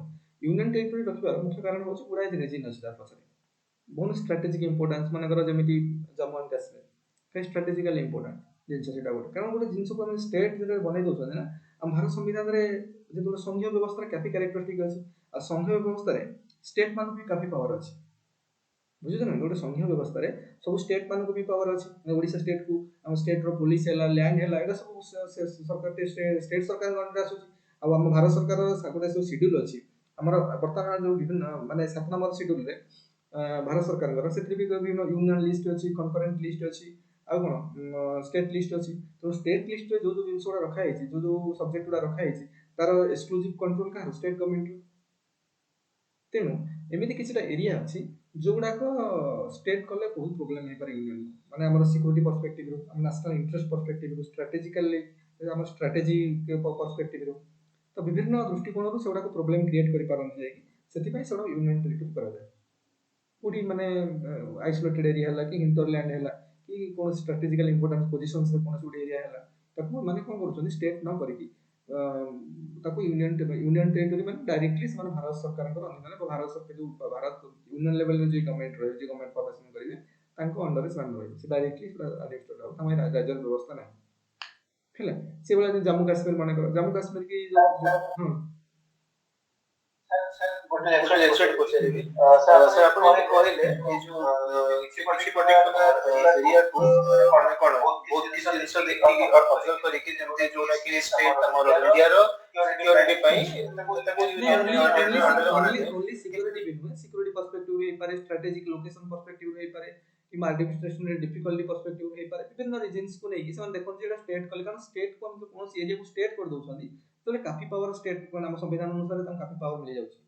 कारण स्टेट लिस्ट रे गुड़ाई गुड़ाई जिनस अच्छी जोड़ाक से एक्सक्लूसिव पावर रहा स्टेट गवर्नमेंट तेणु जदि लगुच ना यही एकदम बुझिले बुझिले इसका जो नॉर्थ ईस्ट जो रीजन टा सेटा जदि देखिबे तो सेटा प्रायतः माने जिनस एमिति होछि जोटा कि इंडिया ପାଇଁ असुविधा नॉर्थ ईस्ट तो सेटा तथापि स्टेट ठीक ना असले ताकि तो यूनियन टेरिटरी करा जाउ कारण नॉर्थ ईस्ट रे आगर भी से गुडा तो बहुत मिसी कारण नॉर्थ ईस्ट रे जो सोशियो कल्चरल एक्टिविटीज हैला तापर तांको जियोग्राफिकल टेरेन हैला तो गुडा डिस्टिंक्ट कल्चर सेठी अछि ଆଉ ଯେ ସେମିତି ବି ଆମେ ପୁରା ଆମେ ଚାହିଁଲେ କ'ଣ ପୁରା ନର୍ଥ ଇଷ୍ଟକୁ ଗୋଟେ ଷ୍ଟେଟ୍ କରିପାରିନଥାନ୍ତେ କିନ୍ତୁ କାହିଁକି ଏଭଳିଆ କରାହେଇଛି କାରଣ ତାଙ୍କର ଏଠି ବହୁତ ମାନେ ଡାଇଭର୍ସ ଟ୍ରାଇବାଲ ଗ୍ରୁପ ସବୁ ଅଛନ୍ତି ଲାଙ୍ଗୁଏଜ ଅଲଗା କଲଚର ଅଲଗା ସବୁ ଜିନିଷ ଅଲଗା ତାପରେ ହିଣ୍ଟର ଲ୍ୟାଣ୍ଡ ଗୁଡା ପୁରା ସବୁ ମାନେ ହିଲି ଏରିଆଜ ଗୁଡାକ ମାଉଣ୍ଟେନିୟସ୍ ରିଜନ୍ସ ଗୁଡାକ ତେଣୁ କମ୍ୟୁନିକେସନ କନେକ୍ଟିଭିଟି ଏସବୁ ଜିନିଷକୁ ବହୁତ ମାନେ ଗୋଟିଏ ସେଇପଟ ଗୋଟିଏ ଲୋକେସନର ଲୋକ ଅଲଗା ଲୋକ ସବୁ କମ୍ପ୍ଲିଟଲି ଅଲଗା ତେଣୁ ତା ସେଠି ଗୁଡ଼ାଏ ବି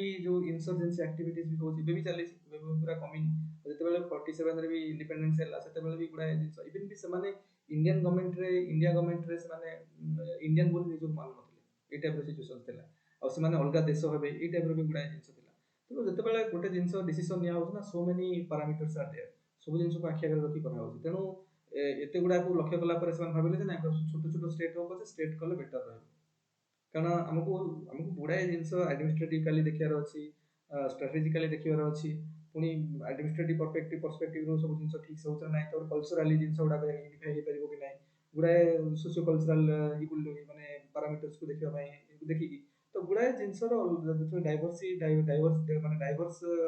ୱେଜ୍ ଆର୍ ଦେୟାର ବା ଡାଇଭର୍ସ କ୍ୱାଲିଟିଜ୍ ଆର୍ ଦେୟାର ସେମାନେ ଦେଖୁଛନ୍ତି ତ ଏତେ ଲୋକଙ୍କୁ ଗୋଟେ ଜାଗାରେ ରଖିହେବନି ବା ଗୋଟେ ଷ୍ଟେଟ୍ରେ ଗୋଟେ ସିମିଲାର ଆଡମିନିଷ୍ଟ୍ରେସନ୍ ଆମକୁ ଆଡମିନିଷ୍ଟ୍ରେଟ୍ କରିହେବନି ତେଣୁ ସେମାନେ ଅଲଗା ଅଲଗା କଲା ମାନେ ଷ୍ଟେଟ୍ ପାଇଁ ଯେଉଁ ପ୍ରୋଭିଜନ୍ ଗୁଡ଼ା ତାଙ୍କୁ ଦେଲେ ବେଟର ହେବ କାରଣ ତାଙ୍କୁ ଯଦି ଆମେ ଡାଇରେକ୍ଟଲି ସେଣ୍ଟର ଦ୍ୱାରା କରୁଛନ୍ତି ତ ହୁଏତ ତାଙ୍କ ଭିତରୁ ପୁଣି ଯେଉଁ ଇନସର୍ଜେନ୍ସି ଆକ୍ଟିଭିଟି ଗୁଡ଼ା ତାଙ୍କ ବଢ଼ିବ ସେଠି କାରଣ ସେମାନେ ଅଲଗା ହେବା ପାଇଁ ଚାହୁଁଛନ୍ତି ଗୋଟେ ଷ୍ଟେଟ୍ ଦେଲେ କିଛିଟା ଅଟୋନୋମି ତାଙ୍କୁ ମିଳିଲା ମନେକର ଓଡ଼ିଶା ଷ୍ଟେଟ୍ ହେଲେ ଆମ ପାଖରେ କେଉଁ ଜିନିଷ ଅଟୋନୋମି ଅଛି ଆମ ଲ୍ୟାଣ୍ଡ ଉପରେ ଆମର ଅଟୋନୋମି ଅଛି ଆମ ପୋଲିସ ଉପରେ ଆମର ଅଟୋନୋମି ଅଛି ଆମ ଷ୍ଟେଟ୍ ଗଭର୍ଣ୍ଣମେଣ୍ଟ କୌଣସି ସେଣ୍ଟ୍ରାଲ ଗଭର୍ଣ୍ଣମେଣ୍ଟର କୌଣସି ଅଧିକାର ନାହିଁ ଆମ ପୋଲିସକୁ କ'ଣ କହିବ ଆମେ ଆମ ପୋଲିସ ଓଡ଼ିଶା ସରକାରଙ୍କ ଅଣ୍ଡରରେ ତାପରେ ଆମ ଓଡ଼ିଶା ସରକାରଙ୍କୁ ମାନେ ପ୍ରୋଭିଜନ୍ ସେ ନିଜର ଏମ୍ପ୍ଲୟ ବି ବନେ ଆମେ ଯେମିତି ସମସ୍ତେ ଓଡ଼ିଶା ପବ୍ଲିକ ସର୍ଭିସ କମିଶନ ପାଇଁ ଆମେ ପ୍ରିପେୟାର କରୁଛନ୍ତି ବା କାଲି ସମସ୍ତେ ଯେଉଁମାନଙ୍କର ଅଫିସର୍ସ ହବ ସବୁ ଗୋଟେ ଓଡ଼ିଶା ସରକାରଙ୍କ ଅଣ୍ଡରରେ ନା ଆମେ ଆମ ଗ୍ରାସରୁଟ୍ ଲେଭେଲ ଡେମୋକ୍ରାସିକୁ ଆମ ଅଫିସରଙ୍କ ଦ୍ୱାରା ଆମେ ଶାସନ ଆମେ ଚଳୁଛୁ ତ ଆମ ଷ୍ଟେଟ୍ ଗଭର୍ଣ୍ଣମେଣ୍ଟ ତା ପାଇଁ ରେସ୍ପନ୍ସିବୁଲ ଷ୍ଟେଟ୍ ଗଭର୍ଣ୍ଣମେଣ୍ଟକୁ ପାୱାର ଅଛି ତେଣୁ ମନେକର ଆମେ ବର୍ତ୍ତମାନ ଓଡ଼ିଶାକୁ ଲୋକ ଡିସିସନ୍ ହବ ନା ଓଡ଼ିଶାଟା ବର୍ତ୍ତମାନ ୟୁନିୟନ୍ ଟେରିଟୋରୀ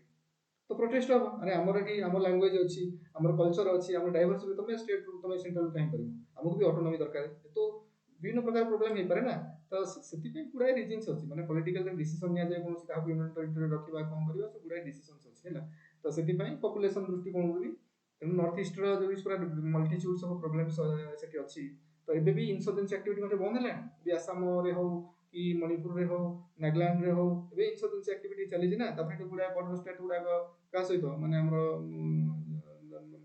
ଚାଇନା ସହିତ ଅରୁଣାଚଳ ପ୍ରଦେଶ ହେଲା ଏସବୁ ଚାଇନା ସହିତ ଲାଗିଛନ୍ତି ଏପଟେ म्यांमार ସହିତ ଲାଗିଛନ୍ତି ତ ଗୁଡ଼ାଏ ଆକ୍ଟିଭିଟିଜରେ ହଉ ତେଣୁ ତାଙ୍କୁ ବି କନସିଡରେବୁଲ ଅଟୋନୋମି ଦରକାର ତେଣୁ ତାଙ୍କୁ ଷ୍ଟେଟ୍ ରଖିଲେ ବେଟର ହେଇପାରିବ ମାନେ ନ୍ୟାସନାଲ ଇଣ୍ଟରେଷ୍ଟ ତ ସେମାନେ ଷ୍ଟେଟ୍ କରିକି ସବୁ ଛୋଟ ଛୋଟ ଷ୍ଟେଟ୍ ହେଲେ ବି ସମସ୍ତଙ୍କୁ ଗୋଟେ ଷ୍ଟେଟ୍ର ଦର୍ଜା ଦିଆଯାଇଛି ବୁଝୁଛ ନା ନାଇଁ ତେଣୁ ସବୁ ମନେକର ଆମେ ଏଠି ଆଣ୍ଡାମାନ ନିକୋବରକୁ ଚାହିଁଥିଲେ କ'ଣ ଗୋଟେ ଷ୍ଟେଟ୍ କରିଦେଲେ ନା କିନ୍ତୁ ଷ୍ଟେଟ୍ କଲେ ଏଠି ପ୍ରୋବ୍ଲେମ ହେବ ତେଣୁ ତାଙ୍କୁ ଡାଇରେକ୍ଟଲି ଆଡମିନିଷ୍ଟ୍ରେଟ୍ କରିବା ଭଲ ଡାଇରେକ୍ଟଲି ସେଣ୍ଟ୍ରାଲ ଗଭର୍ଣ୍ଣମେଣ୍ଟ କାରଣ ଷ୍ଟ୍ରାଟେଜିକାଲି ଇମ୍ପୋର୍ଟାଣ୍ଟ ଲୋକେସନ୍ସରେ ଅଛି ଏଇଟା ଗୋଟେ ମାନେ କ'ଣ ଭାରତ ଭୂଭାଗ ସହିତ ତାର କନେକ୍ସନ୍ ନାହିଁ मेरीटाइम कनेक्शन आमर अच्छी मैं जलपथ कनेक्शन अच्छी ना डायरेक्टली लैंड कनेक्शन नहीं तब गोटे स्ट्राटेजिक इंपोर्टाट लोकेशन अच्छी से बांग्लादेश अच्छी से चाइनीज बालांगर तो आम से गुड़ाए स्ट्राटेजिकाली गुड़ाए डिसीजन नहीं हम तेणु से कौन स्टेट अंडर रखुच्च तो स्टेट्र काफी अटोनोमी पलि आस लैंड पुलिस सब गुड़ाए अटोनोमी पलि आस जो आम स्टेट लिस्ट अच्छी मानकर गुड़ाए आइटम रखाई अटोनोमी रही तेणु सेंट्रल गवर्नमेंट होल्ड कम बुझे ना तेणु से डायरेक्टली अंडर रखले बेटर आम नेशनल इंटरेस्ट तो सब जहाँ भी करा ना सब नेशनल इंटरेस्ट करा भारत माने भारत जो कौन इंडिया इज फास्ट इंडिया मतलब इंडिया जिनसा फास्ट रहा दरकार भारत स्वार्थ सर्वप्रथम है तेणु ये अनुसार सब कराई तो भारत संविधान में ये सब विभिन्न प्रकार प्रोविजन आम पढ़ा आगू सब प्रकार प्रोविजन विषय कहलाई है सहित देखिए आउ गोटे कथा मन रखिए मुझे कहती आम भारत संविधान पढ़ा पूर्व तीन टा जिन जो तीन टा पिलर मुझे कहली जहाँ पूरा संविधान भारत डेमोक्रेसीटा छिड़ा से एक्जिक्यूटिव आउ गोटे जुडिशियरी आउ गोटे लेजिस्लेटिव तो आम क्लारिफाई रहा दरकार जुडिशियरी कौन एग्जीक्यूटिव कौन आउ लेजिस्लेटिव कौन है आम कौन कल जमी कहली आम जिते लोक आम जेहतु गोटे डेमोक्रेटिक कंट्री डेमोक्रेटिक सेटअप आम समस्ते रोचे एठू सबू आम पूरा सबू किसी कन्स्टिट्यूएंसी भाग कराई है माने स्टेट गवर्नमेंट इलेक्शन भारत मान गुड़ा 28टा स्टेट अच्छी 28टा स्टेट 28टा सरकार अच्छी स्टेट गवर्नमेंट तैयारी कराई सब जिन आम गवर्नमेंट मान सब मन रख government is a system government कहीं गोटे लोक आम समस्त गवर्नमेंट पार्ट जिते लोक अच्छा भारत वर्ष में समस्त गवर्नमेंट पार्ट बर्तमान आम आम ये रोचे मन ओडिशा आम भी ओडिशा गवर्नमेंट गोटे पार्ट भारत सरकार भी पार्ट कारण भारत ओडिशा तो भारत भी तो भारत वर्ष गोटे पार्ट ना तो आम ओडिशा सरकार भी गोटे पार्ट भारत सरकार गोटे पार्ट तो आम जो संघीय ढांचा अच्छी आम किसी जो लिस्ट अच्छी जोटा यूनियन लिस्ट यूनियन लिस्ट में जहाँ जहाँ प्रोविजन्स अच्छी सेंट्रल गवर्नमेंट सेंट्रल गवर्नमेंट आमको जहाँ रिप्रेजेंटेटिव पठे सेंट्रल गवर्नमेंट पार्टिसिपेट करने आम मनकर आम भुवनेश्वर कथा देखा भुवनेश्वर आम तरफ किए रिप्रेजेंट कर अपराजिता षडंगी तेणु सी आम कथा कहले तो आम थ्रोरे तरफ किसी जिन भी आमको डिसीजन कराई जोगुड़ा सेंट्रल लिस्ट यूनियन लिस्ट अच्छी आ जो गुड़ाक मनकर अच्छी कौटी जोड़ाक अच्छी मनकर स्टेट लिस्ट तेणु आम आसेम्बली भुवनेश्वर आसेम्बली अच्छी विधानसभा तो से डिस्कसन होती तेणु आम पर्टिकुलर आम जो आसेम्बली मनकर कन्स्टिट्यूएंसी आम लोक आम कथा से आम मेम्बर जाए कहते मुझे कहते आइडियल सिस्टम बर्तमान केमी किए करूना न करूना अलग कथा ये आइडियल सिस्टम तो ये सिस्टम बनाई तो ये समस्ते समस्ते कहते तो आम तो जेहू आम तो डायरेक्टली समस्त पार्टिसिपेट न करी इनडायरेक्टली पार्टिसिपेट कर through our representative both in union level both in state level आम यूनियन लेवल आम एमपी जाइए स्टेट लेवल आम एमएलए जाऊँ बुझे ना ये टाइप सिस्टम आम अच्छे तेणु ये जो एमपी मैंने हेले आम सब एमपी मन सब आम भारत वर्ष को जमी आम 543 का भाग कराई कन्स्टिट्यूएंसी कराई ये जो 543 जन जाकि लोकसभा बसिले सी है कौन से कौन कन्स्टिट्यूट कले दे आर लेजिस्लेटिव विधान पालिका कारण जहाँ भी लेजिस्लेसन बन जहाँ भी भारत वर्ष विधान बन सब से डिस्कसन हम लोकसभा डिस्कसन हम और जेहेतु भारत गोटे माने कौन संघीय व्यवस्था भारत गोटे फेडराल सिस्टम एक्जिस्ट करुच्ची तेणु ये राज्य मानकर भी किसी भूमिका आम लोक मान तरफ को पठेले पुणी राज्य आज यूनिट तांकर भी तो राज्य तरफ तो किसी कहार अच्छी मो राज्य या दरकार या कौन प्रोब्लेम हम कौन ना राज्यर गोटे भयस अच्छी तेणु राज्य मानक भी रिप्रेजेंटेशन दिखाई तेणु आम लोक मान तो प्रतिनिधि जाकि बस लोकसभा तो राज्यसभा जो कराई तो राज्य मान प्रतिनिधि 28टा राज्य अच्छी प्रति 28टा राज्य लोकसभा प्रतिनिधि जाकि बस